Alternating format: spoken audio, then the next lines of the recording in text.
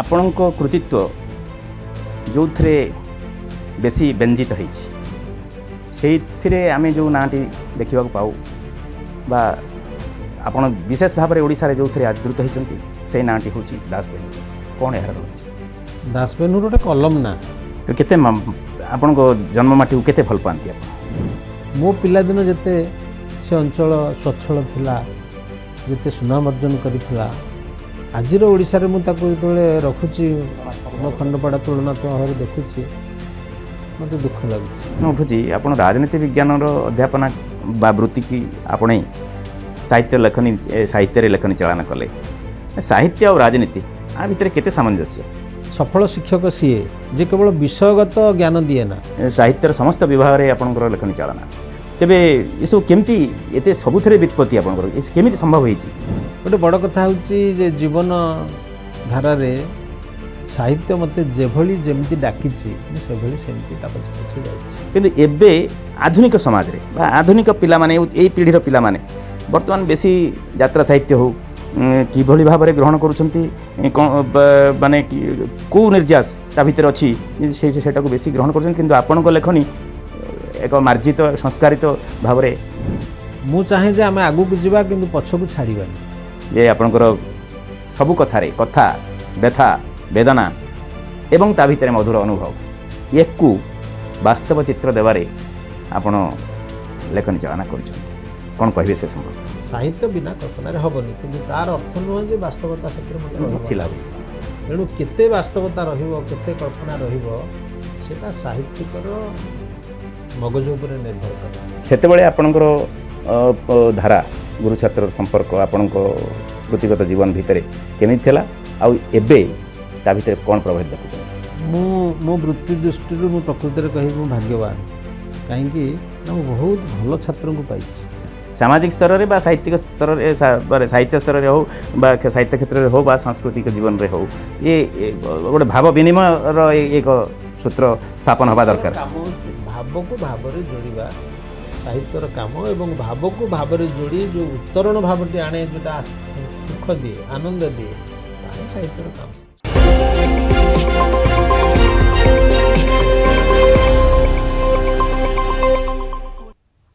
ନମସ୍କାର ଦର୍ଶକ ବନ୍ଧୁ, ନିର୍ଭୀକ ବିଚାରର ଆଜିର ଅଧ୍ୟାୟକୁ ଆପଣମାନଙ୍କୁ ମୁଁ ସ୍ୱାଗତ କରୁଛି। ଅବନୀ ଚନ୍ଦ୍ର ଦାସ। ନିର୍ଭୀକ ବିଚାରର ଆଜିର କାର୍ଯ୍ୟକ୍ରମରେ ଅତିଥି ହେଉଛନ୍ତି ଓଡ଼ିଶାର ଜଣେ ଲବ୍ଧ ପ୍ରତିଷ୍ଠ ବ୍ୟକ୍ତିତ୍ୱ, ଯିଏକି ବୃତ୍ତିରେ ଜଣେ ଅଧ୍ୟାପକ, ବିଶିଷ୍ଟ ଶିକ୍ଷାବିତ୍ ଭାବରେ ସେ ଯେତିକି ଜଣାଶୁଣା ତାଠାରୁ ଢେର ଅଧିକ ସେ ଆଦୃତ ହୋଇଛନ୍ତି। ଜଣେ ତାଙ୍କର ଜନପ୍ରିୟତା ବଢ଼ିଛି କୃତିତ୍ୱରେ, ସାହିତ୍ୟରେ, ତାଙ୍କ ସାଧନାରେ, ତାଙ୍କ ସଂକଳ୍ପରେ। ଜୀବନର ଅର୍ଦ୍ଧାଧିକ କାଳ ସେ ନିରନ୍ତର ସାହିତ୍ୟ ସାଧନାରେ ବ୍ରତୀ। ସାମ୍ପ୍ରତିକ କାଳର ଜଣେ ଯଶସ୍ୱୀ ପ୍ରତିଭାବାନ ସାହିତ୍ୟିକ।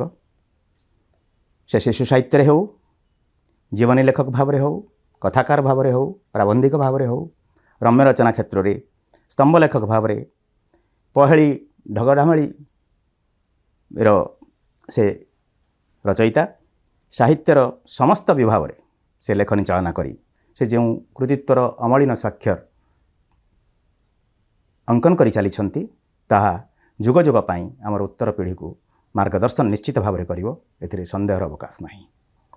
ତେବେ ତାଙ୍କୁ ଆମେ ଯେମିତି ଜାଣୁ, ତାଙ୍କର ନିଜସ୍ୱ ପିତୃମାତୃ ଦତ୍ତ ନାମରେ ସେ ଯେତିକି ପରିଚିତ, ତାଠାରୁ ଅଧିକ ସେ ବ୍ୟଞ୍ଜିତ ହୋଇଛନ୍ତି ତାଙ୍କ ରଚନାରେ, ତାଙ୍କ ସାହିତ୍ୟରେ, ତାଙ୍କର ଅମଳିନ କୃତିତ୍ୱରେ। ସେଇ ନାମଟି ହେଉଛି, ଯେଉଁ ଉପନାମଟି ତାଙ୍କର ସେ ବ୍ୟବହାର କରନ୍ତି, ସେଇ ନାମଟି ହେଉଛି ଶ୍ରୀଯୁକ୍ତ ଦାସବେନୁର ମହୋଦୟ। ତାଙ୍କୁ ଆସନ୍ତୁ ସ୍ୱାଗତ କରିବା ଆଜିର ନିର୍ଭୀକ ବିଚାରକୁ। କ'ଣ ରହିଛି ତାଙ୍କର ସାମ୍ପ୍ରତିକ ସାହିତ୍ୟ, ସାମ୍ପ୍ରତିକ ସାମାଜିକ ବ୍ୟବସ୍ଥା ଉପରେ କ'ଣ ରହିଛି ତାଙ୍କର ନିର୍ଭୀକ ବିଚାର। ସାର୍ ନମସ୍କାର। ଶ୍ରୀଯୁକ୍ତ ଜିତେନ୍ଦ୍ର ନାରାୟଣ ଦାସ, ଆପଣଙ୍କର ବୃତ୍ତି ଅଧ୍ୟାପନା, କୃତି ତ ଅନେକ। ତେବେ ଆପଣଙ୍କ କୃତିତ୍ୱ ଯେଉଁଥିରେ ବେଶୀ ବ୍ୟଞ୍ଜିତ ହେଇଛି ସେଇଥିରେ ଆମେ ଯେଉଁ ନାଁଟି ଦେଖିବାକୁ ପାଉ ବା ଆପଣ ବିଶେଷ ଭାବରେ ଓଡ଼ିଶାରେ ଯେଉଁଥିରେ ଆଦୃତ ହୋଇଛନ୍ତି ସେଇ ନାଁଟି ହେଉଛି ଦାସବେନୁର। କ'ଣ ଏହାର ରହସ୍ୟ? ଦାସବେନୁର ଗୋଟେ କଲମ ନା ବହୁତ ସାହିତ୍ୟିକ ବିଭିନ୍ନ କାରଣରୁ ଗ୍ରହଣ କରିଛନ୍ତି। ଏପରିକି ନାରୀ ହେଇକିରି ପୁରୁଷ ନାଁ ବି ଗ୍ରହଣ କରିଛନ୍ତି। ଜର୍ଜ ଏଲିୟଟ୍ ନା ତାଙ୍କ ପ୍ରକୃତ ନାଁ ହେଉଛି ଗୋଟେ ନାରୀ ନାମ। ସେମିତି ଆମର ଯେଉଁ ବନ୍ଦେ ଉତ୍କଳ ଜନନୀ ଯେମିତି ଆମର ପ୍ରସିଦ୍ଧ ଓଡ଼ିଶାରେ, ସେମିତି ଭାରତବର୍ଷରେ ବନ୍ଦେ ମାତରମ୍ ପ୍ରସିଦ୍ଧ, ସମସ୍ତେ ଜାଣନ୍ତି। ତାକୁ ଲେଖିଛନ୍ତି ବଙ୍କିମଚନ୍ଦ୍ର। କିନ୍ତୁ ତାଙ୍କର ଗୋଟେ ବି କଲମ ନାଁ ଥିଲା କମଳ ଲୋଚନ। କିନ୍ତୁ ମୋ ପାଇଁ ଏଇ କଲମ ନାଁ ଗ୍ରହଣ କରିଛନ୍ତି ମାର୍କ ଟୁଏନ୍। ତାଙ୍କର ପୁରା ଭଲ ନାଁ ହେଉଛି ସାମୁଏଲ୍ ଏଲ୍ କ୍ଲିମେନ୍ସ। ବହୁତ ଆଲିନ୍ସ ଇନ୍ ୱଣ୍ଡରଲ୍ୟାଣ୍ଡ ଯିଏ ଲେଖିଛନ୍ତି ମଧ୍ୟ ଲ୍ୟୁଇସ୍ କ୍ୟାରେଲ୍, ତାଙ୍କର ବି କଲମ ନାମ ସେଇଟା। ମୁଁ ଯେତେବେଳେ MA ପଢ଼ୁଥିଲି ସେତେବେଳେ ମୋର ଗୋଟେ ଇଂରାଜୀ ଲେଖା ଗୋଟେ ଖବରକାଗଜରେ ବାହାରିଲା। ସେ ଲେଖାଟିକି ପଢ଼ିକିରି ମୋର ବନ୍ଧୁ ଜଣେ ଯିଏ ମୋଠୁ ଭଲ ଛାତ୍ର, ଅଧିକ ଭଲ ତାଙ୍କର ମୋଠୁ ପାଠପଢ଼ା, ସେ ତାକୁ ଦେଖି ଭାରି ପ୍ରଶଂସା କଲେ। ତାପରେ ପଚାରିଲି କିଏ ଲେଖିଛି? ସେତେବେଳେ ମୁଁ କହିନଥିଲି ଯେ କିଏ ଲେଖିଛି, ତାଙ୍କୁ ଦେଖାଉଥିଲି ସେ ଲେଖାଟି। ଯେତେବେଳେ ଦେଖିଥିଲେ ମୋ ନାଁ ଜିତେନ୍ଦ୍ର ନାରାୟଣ ଦାସ JN ଦାସ ଲେଖା ହେଇଛି, ସେ କହିଲେ JN ଦାସ? ମୁଁ କହିଲି ଏଟା ପୁରା ମୋର ଲେଖା। ସେ କହିଲେ ନା ଆଉ କାହାର ଲେଖା, ଜଗନ୍ନାଥ ଦାସ କି କ'ଣ ଜୀବନନାଥ ଦାସ କାହିଁ କିଏ ହେଇଥିବ, ତୁ ନିଜେ କହିଦେଉଛୁ ତୁ ନା। ତାଙ୍କର ସନ୍ଦେହ ହେଲା। ସେଠୁ ମୁଁ ଯେତେବେଳେ କହିଲି ନାଇଁ ମୋର ହଷ୍ଟେଲ ଚାଲ ଦେଖିବୁ, ମୋର ତାର କାର୍ବନ କପି ଅଛି ଲେଖାର, ସେ ସେଠୁ ଚୁପ୍ ହେଇଗଲା। ତାପରେ ମୁଁ ଦେଖିଲି ସେ ଆଉ ଭଲ କଥାବାର୍ତ୍ତା କଲାନି। ସେତିକି ବେଳେ ମୋ ମନଟା ଭାରି ଦୁଃଖ ଥିଲା। ମୁଁ ଏଇ ସିନେମାଟି ଦେଖିଲି ବେନହୁର, ତାକୁ ଲିୱିସ୍ ୱାଲେସ୍ ଲେଖିଛନ୍ତି। ଅତି ଚମତ୍କାର ବିଷୟବସ୍ତୁ, ଯେମିତି ଚମତ୍କାର, ସେ ସିନେମା ଯେ କରାହେଇଛି ଚମତ୍କାର। ସେ ସେତେବେଳେ 11ଟା ଓସ୍କାର ଆୱାର୍ଡ଼ ପାଇଥିଲା, 1959ର ଫିଲ୍ମ। ମୋତେ ସେତେବେଳେ ଲାଗିଲା, ଭାରି ଦୁଃଖ ଥିଲା ମୋ ମନରେ। ସେ ଚରିତ୍ରର ଦେଖିକିରି ମୁଁ ମଧ୍ୟ ଚରିତ୍ରାୟନ ସେଥିରେ ଯେମିତି ହେଇଛି ସେ ମୁଭିରେ, ମୁଁ ବିହ୍ୱଳିତ ହେଇଥିଲି, କାନ୍ଦୁଥିଲି ମଧ୍ୟ। ସେ ବି ବହୁତ ଦୁଃଖ କଷ୍ଟ ଯାତନା ସେ ଚରିତ୍ର, କିନ୍ତୁ ନିଜର ଅସ୍ତିତ୍ୱ ନିଜର ପରିଚୟ ସେ ଜଳାଞ୍ଜଳି ଦେଇନାହାନ୍ତି, ବହୁତ କଷ୍ଟରେ ମଧ୍ୟ ଉଠିଛନ୍ତି। ମୋତେ ସେ ଦୁଇଟା କଥା ତା ଦେହରୁ ଭଲ ଲାଗିଲା। ଗୋଟେ ହେଉଛି ପରିବାର ସମ୍ପୃକ୍ତି, ଆଉ ଗୋଟେ ହେଉଛି ନିଜର ସ୍ୱାଭିମାନ, ଯେଉଁଟା ମୁଁ ଭାବେ ଜଣେ ଓଡ଼ିଆ ଭାବରେ ଏଇ ଦୁଇଟା କଥା ନିହାତି ରହିବା ଦରକାର। ତେଣୁ ମୁଁ ଭାବିଲି ଆମର ତ ଅନେକ କଲମ ନାଁରେ ସେତେବେଳକୁ ଆଗରୁ ଫତୁରାନନ୍ଦ ଯିଏ ଆମର ରାମଚନ୍ଦ୍ର ମିଶ୍ର ଡକ୍ଟର, ସେ ତ ଫତୁରାନନ୍ଦ ନାଁରେ ଲେଖୁଥିଲେ। ଏପରିକି ଧୂର୍ଜଟି ନାଁରେ ମଧ୍ୟ ଲେଖୁଥିଲେ ଫକୀର ମୋହନ, ଭାନୁ ସିଂ ନାଁରେ ଲେଖୁଥିଲେ ରବୀନ୍ଦ୍ରନାଥ ଠାକୁର। ବହୁତ କଲମ ନାଁ ତ ନିଆ ହେଇଛି। ତେଣୁ ମୁଁ ହେଲି, ମୁଁ ଗୋଟେ ଯେମିତି ଆମର ଭକ୍ତଚରଣ ଦାସ କହଇ ମୋ ନାଁରେ ମୋ ବୋଲ କର, ସେଇଟା କ'ଣ ତାଙ୍କ ନିଜ ନାଁ କି? ତାଙ୍କ ନାଁ ହେଉଛି ବୈରାଗୀ ଚରଣ ପଟ୍ଟନାୟକ। ସେ ନିଜର ପରିବର୍ତ୍ତିତ କରିଛନ୍ତି। କୁହାଯାଏ ତ ସାରଳା ଦାସ ତାଙ୍କ ନାଁ, ସାରଳା ଦାସ ନୁହଁ, ସିଦ୍ଧେଶ୍ୱର ପରିଡ଼ା। ତେଣୁ ସେଇଠି ମୋର ଆସିଲା ମନରେ, ଯଦି ମୋ ନାଁ ଲେଖାଟି ନିଜ ନାଁରେ ନ ହେଇକରି ଗୋଟିଏ କଲମ ନାଁରେ ବା ଛଦ୍ମ ନାଁରେ ଛପା ହେବ, ତାହେଲେ ମୁଁ ନିରପେକ୍ଷ ଆଲୋଚନା ପାଇବି, ନିରପେକ୍ଷ ସମାଲୋଚନା ତାର ହେବ। ମୋତେ ଯିଏ ଭଲ ପାଏ ସେ କହିବ ଭଲ ହେଇଛି, ଯିଏ ଭଲ ପାଏନି ସେ କହିବ ବାଜେ ଲେଖିଛି। ତେଣୁ ମୁଁ କଲମ ନାଁଟି କରିକିରି ଲେଖା ପଠେଇଲି। ସେତେବେଳେ ଗୋଟେ ୟୁଥ୍ ଟାଇମ୍ସ ବାହାରୁଥିଲା, ଟାଇମ୍ସ ଅଫ୍ ଇଣ୍ଡିଆର। ଏଇଟା ହେଉଛି 1974 ମସିହା କଥା। ଏବଂ ସେଥିରେ ମୋର ଏଇ ଯେଉଁ କଲମ ନାଁ ପରେ ମୁଁ ଦେଖିଲି ଲେଖା ଗୁଡ଼ିକ ବାହାରିଲା ଭଲରେ, ଆଉ ପ୍ରଶ୍ନ ହେଲାନି, ନିରପେକ୍ଷ ଆଲୋଚନା ପାଇଲି। ତେଣୁ ସେଇଦିନ ନାଁଟା ରହିଛି। ମୁଁ ଦାସ ବେନହୁର ନାଁରେ ଲେଖୁଛି ଆଉ। ତେବେ ଏଇ ନାଁଟି ସାରା ଓଡ଼ିଶାରେ ପରିଚିତ ହେଇଛି, କିନ୍ତୁ ଆପଣଙ୍କର ତ ଶୈଶବ, ଆପଣ ଜନ୍ମ ବିଂଶ ଶତାବ୍ଦୀର ମଧ୍ୟଭାଗରେ 53 ମସିହାରେ ଆପଣଙ୍କର ଜନ୍ମ, ଖଣ୍ଡପଡ଼ାରେ ଆପଣଙ୍କର ଜନ୍ମସ୍ଥାନ। ତେବେ ଆପଣଙ୍କର କେମିତି ସେଠି ପାରିବାରିକ ଜୀବନ, ଶୈଶବ କେମିତି କଟିଛି, ସେ ବିଷୟରେ କିଛି ଦର୍ଶକଙ୍କୁ କହିବେ?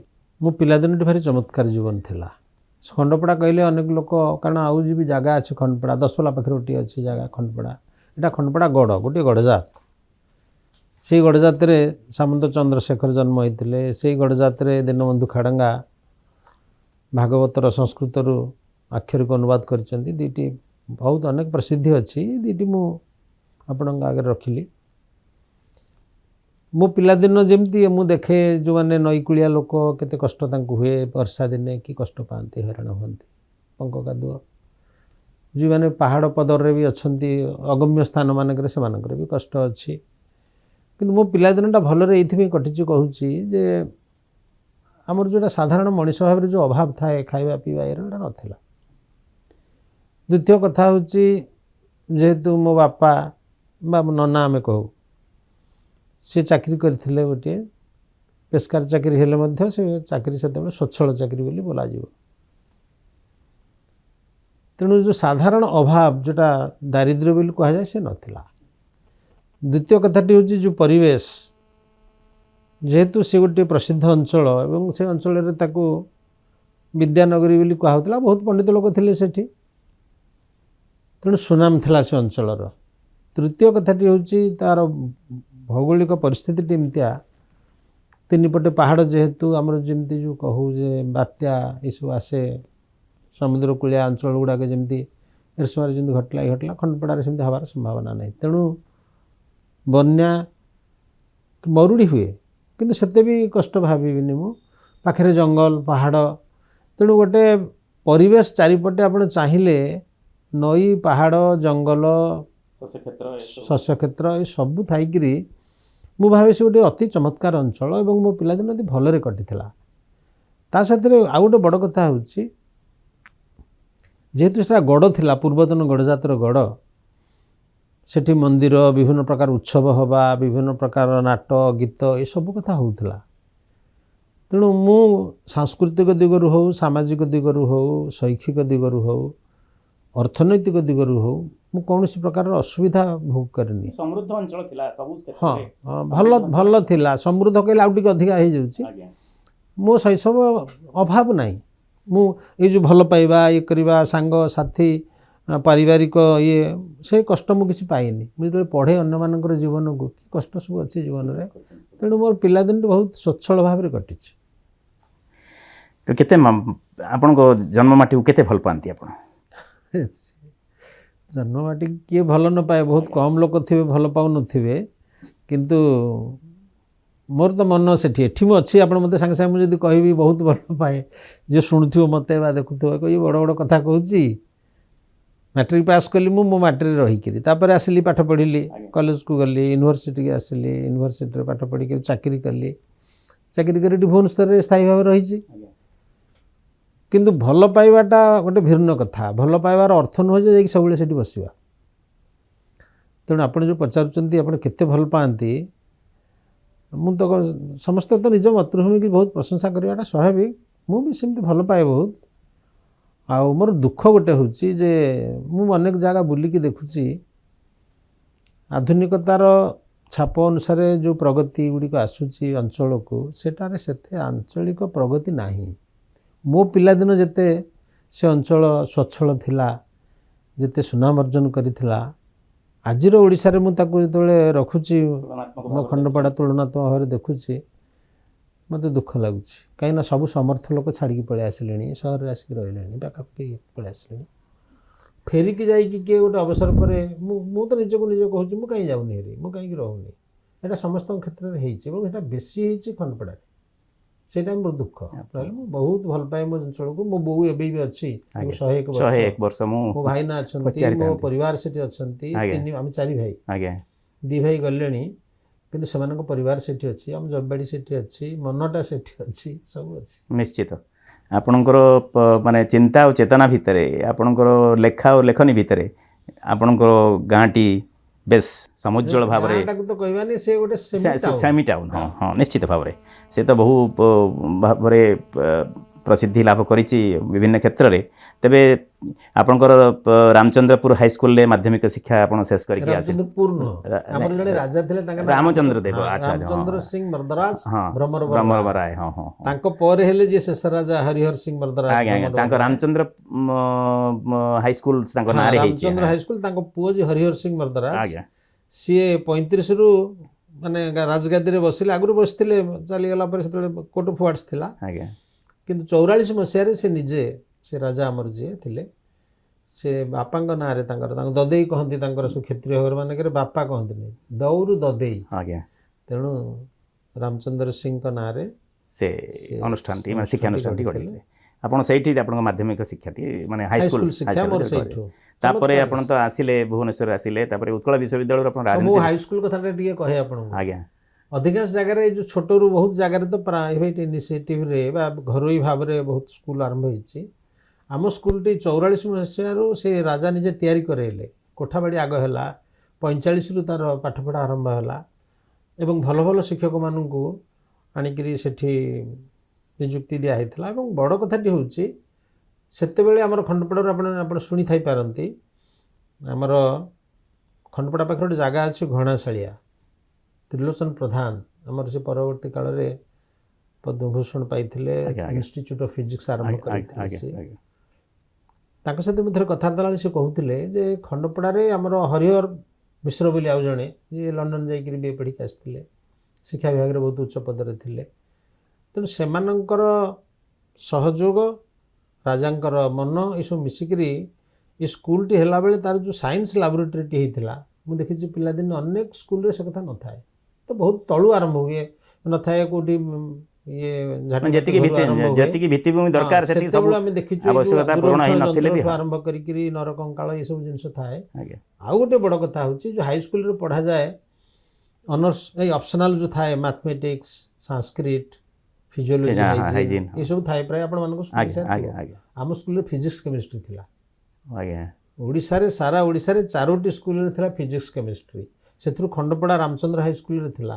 ଏବଂ ମୋର ସୌଭାଗ୍ୟ, ମୋର ତ ଗଣିତ ଭଲ ହେଉନଥିଲା, ସେ ନେଇଥିଲି କ'ଣ, କିନ୍ତୁ ମୋର ଥିଲା ସ୍କୁଲରେ ଅପସନାଲ ଫିଜିକ୍ସ କେମିଷ୍ଟ୍ରି। ଆଜ୍ଞା କିନ୍ତୁ ଆପଣ ତାପରେ ରାଜନୀତି ବିଜ୍ଞାନରେ ଆପଣ ସ୍ନାତକୋତ୍ତର କଲେ ଉତ୍କଳ ବିଶ୍ୱବିଦ୍ୟାଳୟ। ହଁ, ରାଜନୀତି ବିଜ୍ଞାନ ଶୁଣନ୍ତୁ, ସିଏ ଆଉ ଗୋଟେ କଥା। ପୁଣି ଆମେ ଯେତେବେଳେ ସ୍କୁଲରୁ କଲେଜକୁ ଆସୁ, ସାଧାରଣ ଭାବରେ ଆମର ପିଅର ଗ୍ରୁପ୍ ମାନେ ସାଙ୍ଗସାଥିମାନଙ୍କ ଭିତରେ ଆଲୋଚନା କରି କେଉଁ ସବଜେକ୍ଟ ନେବା, କ'ଣ ନେବା। ମୁଁ ସ୍ୱାଭାବିକ ଭାବରେ କଳା ବିଭାଗକୁ ପସନ୍ଦ କରିଥିଲି, କାରଣ ମୋ ଭଲ ଗଣିତ ହୁଏନି, ସାଇନ୍ସରେ ଗଣିତ ଦରକାର। ସେଥିରେ ମୁଁ ଯାହା ନେଇଥିଲି ସବଜେକ୍ଟ ପଚରାପଚରି କରିକିରି, ମୋର ଥିଲା ଧରା ଯେଉଁ ପଲିଟିକାଲ ସାଇନ୍ସ ଥିଲା, ସାଇକୋଲୋଜି ଥିଲା, ଇକୋନୋମିକ୍ସ ଥିଲା, ଲଜିକ୍ ଥିଲା। ମାନେ ଆମର ପ୍ରି ୟୁନିଭର୍ସିଟି ଥିଲା, ୟୁନିଭର୍ସିଟି। ତାପରେ ଫାର୍ଷ୍ଟ ଇୟରରେ ବି ସେମିତି ରହିଲା। ମୋର ଅପସନାଲ ଥିଲା, ଯେଉଁ ଫୋର୍ଥ ଅପସନାଲ ରଖାଯାଏ, ଯେଉଁ ମୋର ଥିଲା ଲଜିକ୍। ଚମତ୍କାର, ମୁଁ ପୁରୀ କଲେଜରେ ପାଠପଢ଼ା ଆରମ୍ଭ କରିଥିଲି। ସେତିକି ବେଳେ ମୋର ସାଇକୋଲୋଜି ପ୍ରତି ବହୁତ ଧ୍ୟାନ ଯାଇଥିଲା, ରାଜନୀତି ବିଜ୍ଞାନ ପ୍ରତି ନୁହେଁ। ତାପରେ ମୁଁ ଯେତେବେଳେ ପରବର୍ତ୍ତୀ କାଳରେ ଅନର୍ସ ନେଲି, ଆପଣ ଦେଖନ୍ତୁ, ଆପଣ ପରିସ୍ଥିତିକି ଚାହିଁକି ବିଷୟ ନେବେ। ରାଜନୀତି ବିଜ୍ଞାନ ପାଠ ପଢ଼ୁଥିବା ପିଲାମାନେ ସ୍ୱାଭାବିକ ଭାବରେ ଆମର ଯେଉଁ ବିଭିନ୍ନ ପ୍ରତିଯୋଗିତାମୂଳକ ପରୀକ୍ଷା ଯେତେବେଳେ ହୁଏ ଚାକିରି ପାଇଁ, ସେ ୟୁନିୟନ ପବ୍ଲିକ୍ ସର୍ଭିସ୍ କମିଶନ ହେଉ ବା ଷ୍ଟେଟ୍ ପବ୍ଲିକ୍ ସର୍ଭିସ୍ କମ୍ପିଟିଟିଭ୍ ପରୀକ୍ଷା ପାଇଁ ରାଜନୀତି ବିଜ୍ଞାନ ବହୁତ ସାହାଯ୍ୟ କରେ ନିଶ୍ଚିତ ଭାବରେ। ତେଣୁ ମୁଁ ରାଜନୀତି ବିଜ୍ଞାନ ଅନର୍ସ ନେଲି, କିନ୍ତୁ ସାଇକୋଲୋଜି ମୋର ହେଉଛି ପ୍ରିୟ ସବଜେକ୍ଟ। ମୁଁ ଏବେ ବେଳେବେଳେ ଭାବେ ମୁଁ ସାଇକୋଲୋଜି କାହିଁକି ନେଲିନି, କିନ୍ତୁ ଯାହା ବି ହେଉ ସାଇକୋଲୋଜି ମୋର ଥିଲା ପାସ୍, ମୋର ଭଲ ବି ହେଉଥିଲା। ସାଇକୋଲୋଜି ମୋର ପ୍ରିୟ ସବଜେକ୍ଟ ଥିଲା। ମନସ୍ତତ୍ତ୍ୱ ସହିତ ଆପଣଙ୍କର ଟିକେ ଯେଉଁ ଆନ୍ତରିକତା ଥିଲା, ତାହା ବି ପ୍ରତିଫଳିତ ହେଉଛି ଆପଣଙ୍କ ସାହିତ୍ୟ ଲେଖନୀରେ, ଆପଣ ଲକ୍ଷ୍ୟ କରୁଥାନ୍ତି। ତାପରେ ମୁଁ ଯେତେବେଳେ MA ପଢ଼ିଲି ଆସିକିରି ଉତ୍କଳ ବିଶ୍ୱବିଦ୍ୟାଳୟରେ, ମୋର ରାଜନୀତି ବିଜ୍ଞାନ ବିଭାଗ ରଖିଲି। ଆଜ୍ଞା, ତେବେ ଆପଣ ତ ରାଜନୀତି ବିଜ୍ଞାନର ଛାତ୍ର ଥିଲେ ଏବଂ ତା ପରବର୍ତ୍ତୀ ପର୍ଯ୍ୟାୟରେ ଅଧ୍ୟାପନା ଆରମ୍ଭ କଲେ। ତା ମଝିରେ ଆଉ ଗୋଟେ ଅଛି କଥା, ପାଠ ପଢ଼ିଲା ବେଳେ ମୋର ସବୁବେଳେ ଥିଲା ଯେ ମୁଁ ନିଜେ ନିଜ ଗୋଡ଼ରେ ଠିଆ ହେବି, କାହିଁକି ଘରୁ କେତେ ଦେବେ ପଇସା। ତେଣୁ ମୁଁ ପାଠ ପଢ଼ିଲା ବେଳୁ ଚାକିରି କରିବାକୁ ମନ କରିକିରି, ଆମର ଯେତେବେଳେ କ୍ଲାସ୍ ସସ୍ପେଣ୍ଡେଡ଼ ହେଇଗଲା 6th ଇୟରରେ, ମାନେ ଯେଉଁ ସମୟରେ ଏପ୍ରିଲ ମାସରେ ସସ୍ପେଣ୍ଡେଡ଼ ହେଲା, ସେତେବେଳେ ଏଜିରେ ପରୀକ୍ଷା ସବୁ ଦିଅନ୍ତି, ବହୁତ ସାଙ୍ଗ ଦିଅନ୍ତି, ବହୁତ ପରବର୍ତ୍ତୀ କାଳରେ ବହୁତ ଉପରକୁ ଯାଇଛନ୍ତି ଯେଉଁମାନେ, ସବୁ ଏଜିରେ ଥାନ୍ତି। ତେଣୁ ଏଜିରେ ଅଡ଼ିଟର ଚାକିରି ମୁଁ ପାଠ ପଢ଼ୁଥିଲା ବେଳେ ପାଇଲି।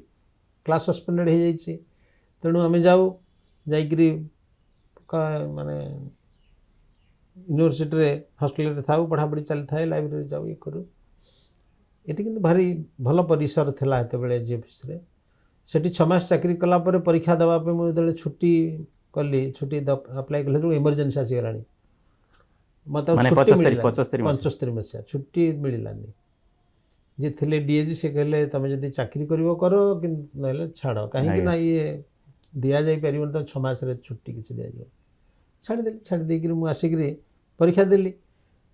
ପରୀକ୍ଷା ସେତେବେଳେ ବିଭିନ୍ନ ସମୟ ଆମର ଥାଆନ୍ତି ପ୍ରଫେସର ଶ୍ରୀରାମଚନ୍ଦ୍ର ଦାସ ବହୁତ ବିଖ୍ୟାତ ପ୍ରଫେସର।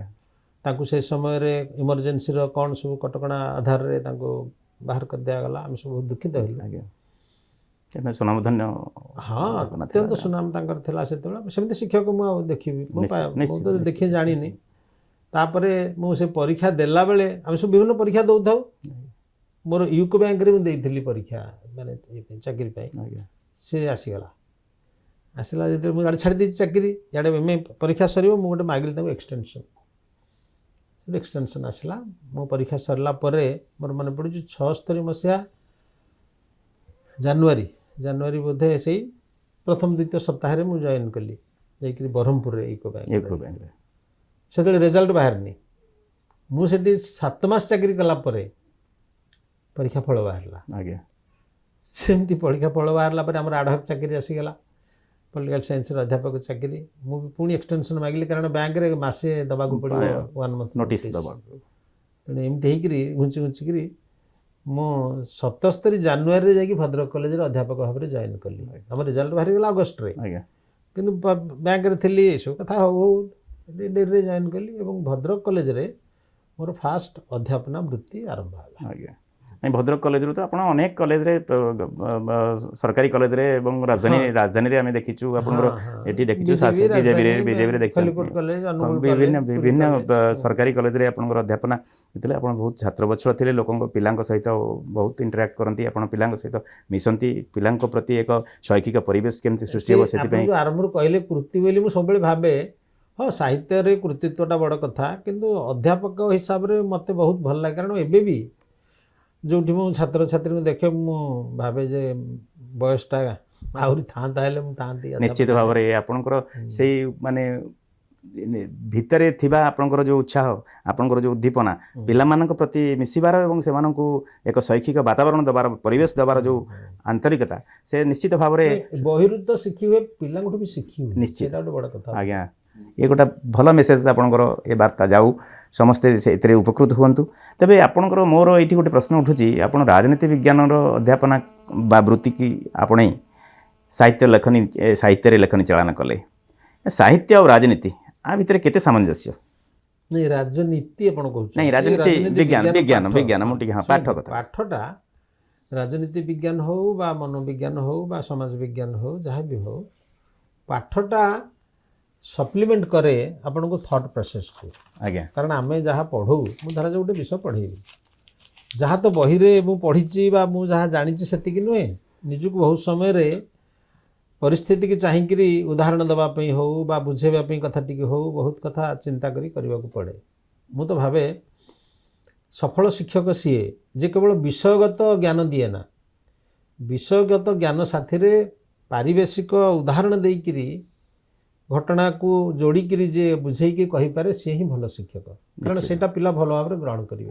ଯେ ଯେମିତି ଦେଖିଥିବେ ଆପଣ, ଏପରିକି ଯେଉଁମାନେ ପ୍ରବଚନ ଦିଅନ୍ତି ସେ ତତ୍ତ୍ୱ କହୁଥିବେ, ଈଶ୍ୱର ତତ୍ତ୍ୱ ହେଉ, ଧର୍ମ ତତ୍ତ୍ୱ ହେଉ, ଯାହା ସବୁ କହୁଥିବେ, ତା ସେଥିରେ ଯେଉଁଟେ କାହାଣୀଟେ ଯୋଡ଼ି ଦେଇପାରିବେ, ସେ ଘଟଣା ସହିତ କି ବ୍ୟକ୍ତି ଯୋଡ଼ି ଦେଇପାରିବେ, ବେଶୀ ଗ୍ରହଣୀୟ ହୁଏ। ନିଶ୍ଚିତ ଭାବରେ ସେଇଟା ମିଳେ ଅଧ୍ୟାପନାରେ। ହୁଏତ ଅନ୍ୟ ବୃତ୍ତିରେ ଥିବ, ମୁଁ ସେ କଥା ମନା କରୁନି, ମୁଁ ମୋ ବୃତ୍ତିରୁ କହୁଛି। ଅଧ୍ୟାପନା ବୃତ୍ତି ଏଭଳି ଏକ ବୃତ୍ତି, ଆପଣ ସେଥିରେ ରଚନାତ୍ମକତା ତାର ଛତ୍ରେ ଛତ୍ରେ ନିହିତ ହେଇକି ଅଛି। ତେଣୁ ସାହିତ୍ୟ ପ୍ରତି ମୋର ଯେହେତୁ ପ୍ରୀତି, ଲେଖାଲେଖି କଲାବେଳେ ବି ଯାହା କଲାବେଳେ ସେଟା ବହୁତ ସାହାଯ୍ୟ କରେ। କାରଣ ଆପଣ ଯେମିତି ଧର ଯେଉଁ ବଟାଳିରେ ଆପଣ କାଠ ହାଣିକିରି ତାକୁ ମୂର୍ତ୍ତି ଗଢ଼ିବେ, ଇଏ କରିବେ, ଖାଲି ଯେ ପଥରରେ ବଟାଳି ଘଷି ହେବ ତା ନୁହେଁ, ବିଭିନ୍ନ ପ୍ରକାର ଉପାଦାନ ଅଛି। ସେମିତି ସାହିତ୍ୟ ପାଇଁ ବିଭିନ୍ନ ଉପାଦାନ, ବିଭିନ୍ନ ଅନୁଭୂତି, ଅଭିଜ୍ଞତା ଦରକାର। ଆଉ ଆପଣ ବୃତ୍ତିଗତ ଜୀବନରୁ ସେ ଉପାଦାନ ସବୁ ପାଇଛନ୍ତି? ମୁଁ ପାଇଛି। ମୋତେ କିଛି ଅଧ୍ୟାପନା କେବେ ବି ଅନ୍ତରାୟ ହେଇନି ମୋର। ନିଶ୍ଚିତ ଆଜ୍ଞା। ତେବେ କେବେଠାରୁ ଆପଣଙ୍କର ଏ ସାହିତ୍ୟ ସାଧନା ଆରମ୍ଭ ହେଲା? 74 କହିଲି। 74 ମୁଁ ଆଗରୁ ସ୍କୁଲରେ ଥିଲାବେଳେ ଆମର ସେତେବେଳେ ଯେଉଁ କିଶୋର ସଂସାର, ଶିଶୁ ସଂସାର ଲେଖୁ ପଠେଇ ଦେବୁ କ'ଣ ଗୋଟେ ବାହାରେ, ମୋର 6ଠ ଶ୍ରେଣୀରୁ ବାହାରିଥିଲା ଥରେ ବୋଲି ମୁଁ ବି ନିଜେ ସେଇଟା ଶୁଣିନି। ଆମର ଜଣେ ଗାଁର ଜଣେ ଗୁଡ଼ିଆ କହିଲା, ବାବୁ ତମ ନାଁ କହୁଥିଲା ରେଡ଼ିଓରେ। ମୁଁ କହିଲି କ'ଣ ଗୋଟେ ପଠେଇଥିବି ହେଇଥିବ।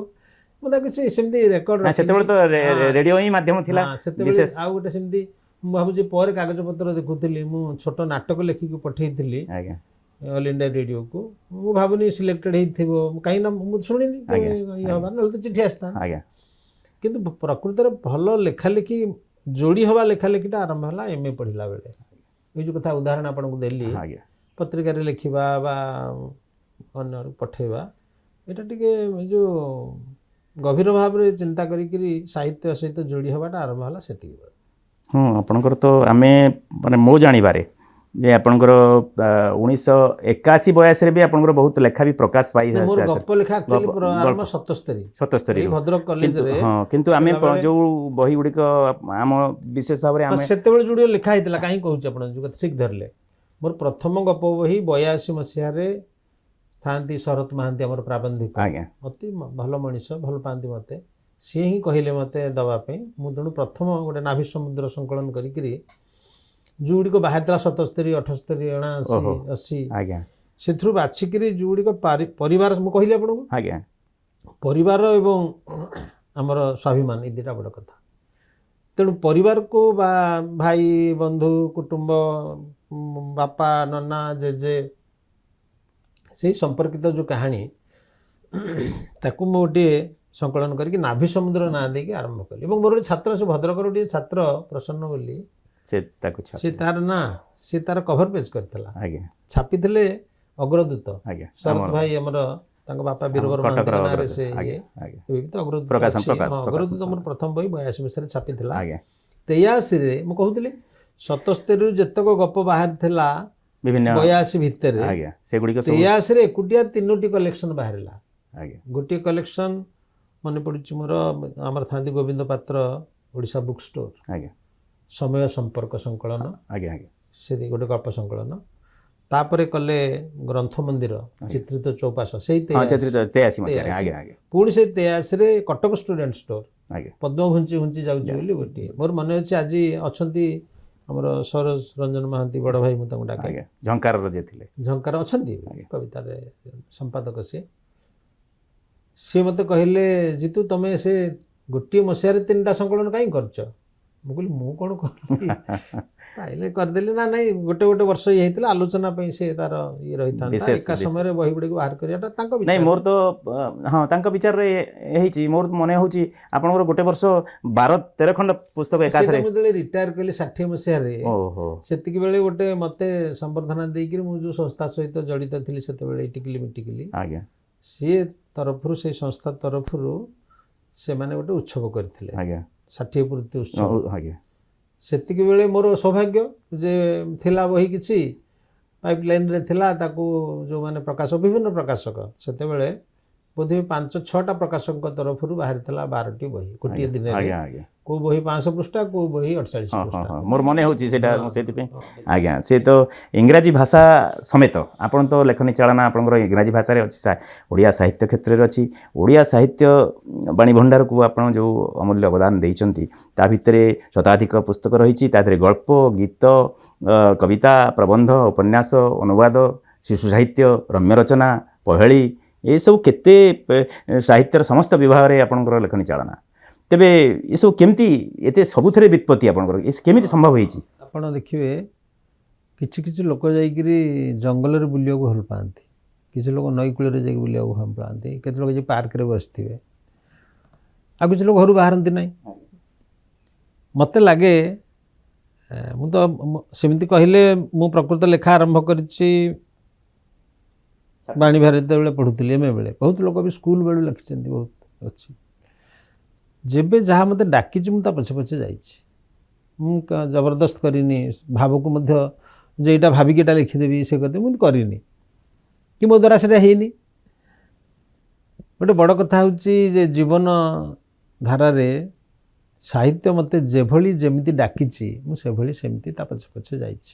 କହୁଥିଲି ଆରମ୍ଭରୁ ମୁଁ ତ ଇଂରାଜୀ କବିତା ଲେଖୁଥିଲି ମୋର ଚିଠି ମୁଁ ଦେଉଥିଲି ୟାଙ୍କୁ ଆମର ପ୍ରୀତିଶ ନନ୍ଦୀଙ୍କି ଗୌରୀ ଦେଶପାଣ୍ଡକୁ କେ ଦାରୁୱାଲା ୟୁଥ୍ ଟାଇମ୍ସରେ ବାହାରୁଥିଲା ସେତେବେଳେ ନିଶି ମ୍ୟୁଜିକାଲ ଥିଲେ ତାର ଏଡ଼ିଟର ପୋଏଟ୍ରି ଏଡ଼ିଟର ଶିବ କେ କୁମାର ସିଏ ବି ପରେ ହେଲେ ୟନିସ୍ ଜଙ୍ଗ ମାନେ ତାଙ୍କ ନାଁ ହେଉଛି ଜଙ୍ଗ ସେ ତାଙ୍କର ସେ ହେଇଥିଲେ ଏଡ଼ିଟର ସେତେବେଳେ ତେଣୁ ମୁଁ ଇଂରାଜୀରେ ଆଗ ଲେଖିବା ଆରମ୍ଭ କରିଥିଲି, କିନ୍ତୁ ଭଦ୍ରକ କଲେଜରେ ଜଏନ୍ କଲି ଯେତେବେଳେ ଅଧ୍ୟାପକ ହେଇକରି ସୌରୀନ୍ଦ୍ର ବାରିକ କବି ଥିଲେ, ସେ ମୋତେ ବହୁତ ଭଲ ପାଆନ୍ତି, ମୁଁ ତାଙ୍କୁ ବଡ଼ ଭାଇ ଜ୍ଞାନ କରେ, ଚାଲିଗଲେଣି। ସିଏ ହିଁ ମୋତେ ପ୍ରଚୋଦିତ କଲେ, କହିଲେ ଯେ ତୁମେ ପିଲାଙ୍କ ପାଇଁ ପିଲା କହୁଛି ଏଇ ଯେଉଁ ଓଡ଼ିଆରେ ଲେଖ, ଇଂରାଜୀରେ ଲେଖିଲେ ଓଡ଼ିଆ ଲୋକ ଜାଣିବା ଦରକାର ନା, ତୁମେ କ'ଣ ଭାବନାଟା ଯେମିତି ଓଡ଼ିଆରେ ଆସିବ ଏଥିରେ ଆସିବନି। ସେତିକିବେଳେ ଗୋଟେ ପ୍ରାଚୀର ପତ୍ରିକା ହେଲା, ଆମର ଯେଉଁ ମୃଣାଳ ଆଜିକାଲି ଲେଖୁଛି ପ୍ରଫେସର, ସେ ହେଲାଣି ଡାଇରେକ୍ଟର ଅଛି ଏଥର ସଞ୍ଚାର ବିଭାଗ, ସିଏ ଆମେ ଷ୍ଟୁଡେଣ୍ଟମାନଙ୍କ ତରଫରୁ ସିଏ ହେଇଥିଲା ଏଡ଼ିଟର। ସେଥିରେ ମୋର ମନେ ପଡ଼ୁଛି ସେଇ ମାଗିବାରୁ ମୁଁ ପ୍ରଥମ ଗପଟି ମୋର ଲେଖିଥିଲି ସେ ପ୍ରାଚୀର ପତ୍ରିକାରେ, ଏବଂ ସେତିକି ବେଳେ ବାହାରୁଥିଲା ଗଳ୍ପଝର, ଜାନୁଆରୀ 77ରୁ ଗଳ୍ପଝର ବାହାରିଲା ଭଦ୍ରକରୁ। ବଳରାମ ସାହୁ ଥାଆନ୍ତି, ଅତି ବଢ଼ିଆ ଲୋକ, ଭଲ ଲୋକ, ସିଏ ହିଁ ପ୍ରୋତ୍ସାହିତ କରିବା ଫଳରେ ମୁଁ ଗଳ୍ପ ଲେଖିବା ଆରମ୍ଭ କଲି, ଏବଂ ମୋର ଗଳ୍ପ ପତ୍ରିକାରେ ବାହାରିବାରେ ଗଳ୍ପଝରରୁ ପ୍ରଥମ ଆରମ୍ଭ। ମୁଁ ସେଥିପାଇଁ ଭଦ୍ରକ ପାଖରେ ଗଳ୍ପଝର ପାଖରେ।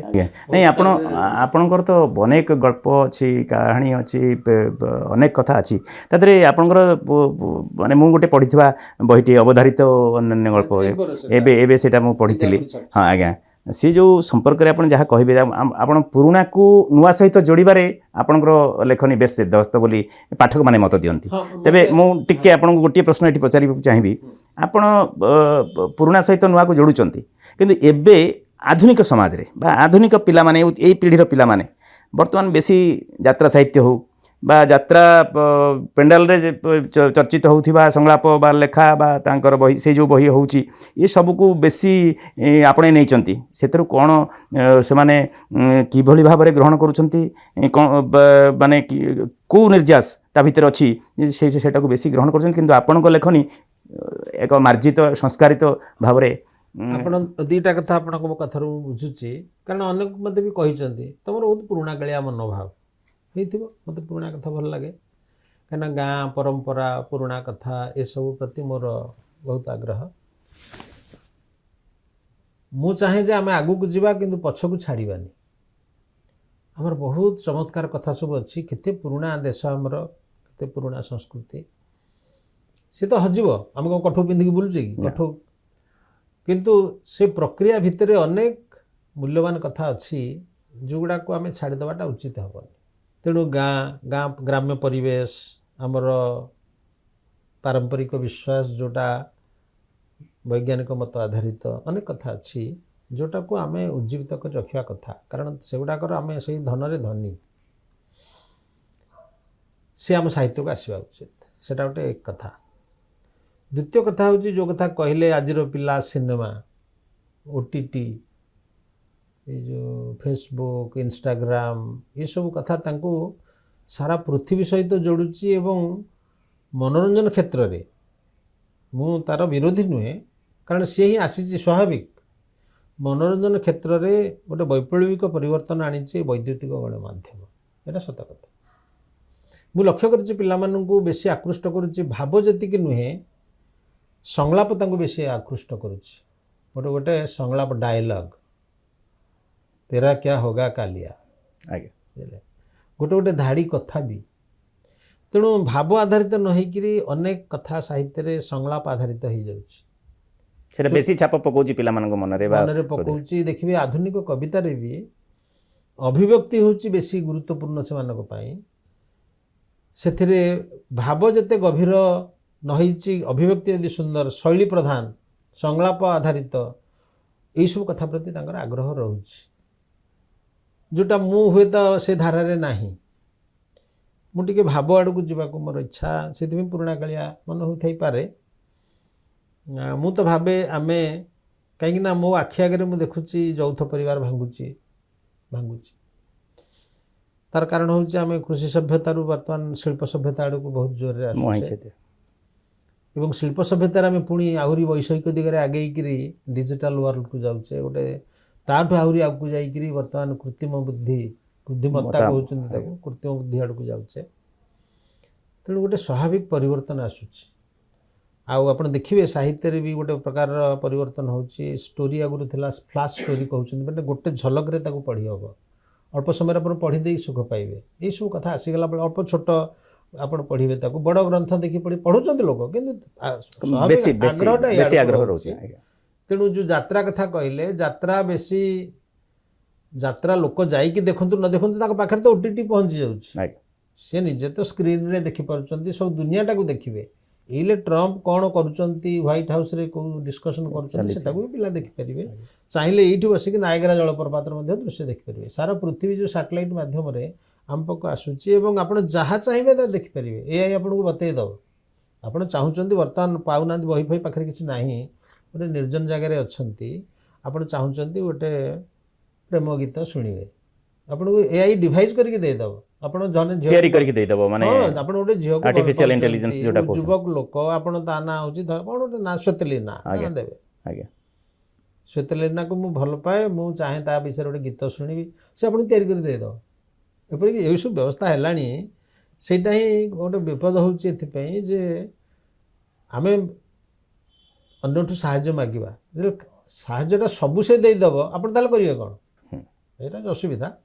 କିନ୍ତୁ ଯେଉଁ ପ୍ରଶ୍ନଟି ଆପଣ କରିଥିଲେ ଯେ ପୁରୁଣା କଥା ପ୍ରତି ହଁ ମୋର ପୁରୁଣା କଥା ପ୍ରତି ବହୁତ ଆଗ୍ରହ ପରମ୍ପରା ପ୍ରତି ବହୁତ ଆଗ୍ରହ ଏବଂ ଦ୍ୱିତୀୟ ହେଉଛି ମୁଁ କହିଲି ଆପଣଙ୍କୁ ଯେଉଁ ସଂଳାପ ଧର୍ମୀ ବର୍ତ୍ତମାନ ସାହିତ୍ୟ ହେଉଛି ବେଶୀ ଅଭିବ୍ୟକ୍ତି ପ୍ରାଧାନ୍ୟ ପାଉଛି ତା ଦେହରେ ବେଶୀ ଭାବ ଅପେକ୍ଷା ମୁଁ ଅଭିବ୍ୟକ୍ତିରେ ନାହିଁ ଶୈଳୀ ଯେଉଁ ଅନେକ ଲୋକ ତାଙ୍କର ଆପଣ ଗପଟା ପଢ଼ିଯିବେ ବହୁତ ବଢ଼ିଆ ଲାଗିବ ସବୁ ହେବ କିନ୍ତୁ ସରିଗଲା ପରେ ଗପଟା ଆପଣଙ୍କୁ ଭଲ ଲାଗିଛି ଶବ୍ଦ ସଂଯୋଜନା ଖୁବ୍ ଭଲ ସବୁ ହେଇଛି କିନ୍ତୁ ହଠାତ୍ ସରିଗଲା ପରେ ଗପ ପଢ଼ି କ'ଣ ଗପଟା ଥିଲା ମୁଁ ପଚାରି ଆଚ୍ଛା ଅବନିଉ ସେ ଯେଉଁ ଗପଟା ପଢ଼ିଲେ ସେ ଆମକୁ ଇଏରେ କ'ଣ ସେଟା ନା ସେଟା ବଢ଼ିଆ ହେଇଛି ଭଲ ଲାଗିଲା ଆପଣ ପଢ଼ନ୍ତୁ କିନ୍ତୁ ଆପଣ ସେଟା କହିପାରିବେନି ମୋତେ କାରଣ ତା ଦେହରେ ତାର ଯେଉଁ କାହାଣୀ ତାର ଯେଉଁଟା ପ୍ରକୃତରେ ଭିତରର ଗ୍ରନ୍ଥିଟା ଯୋଡ଼ା ମର୍ମ କଥାଟା ବାହାରି ପାରିବନି କହିପାରିବେନି।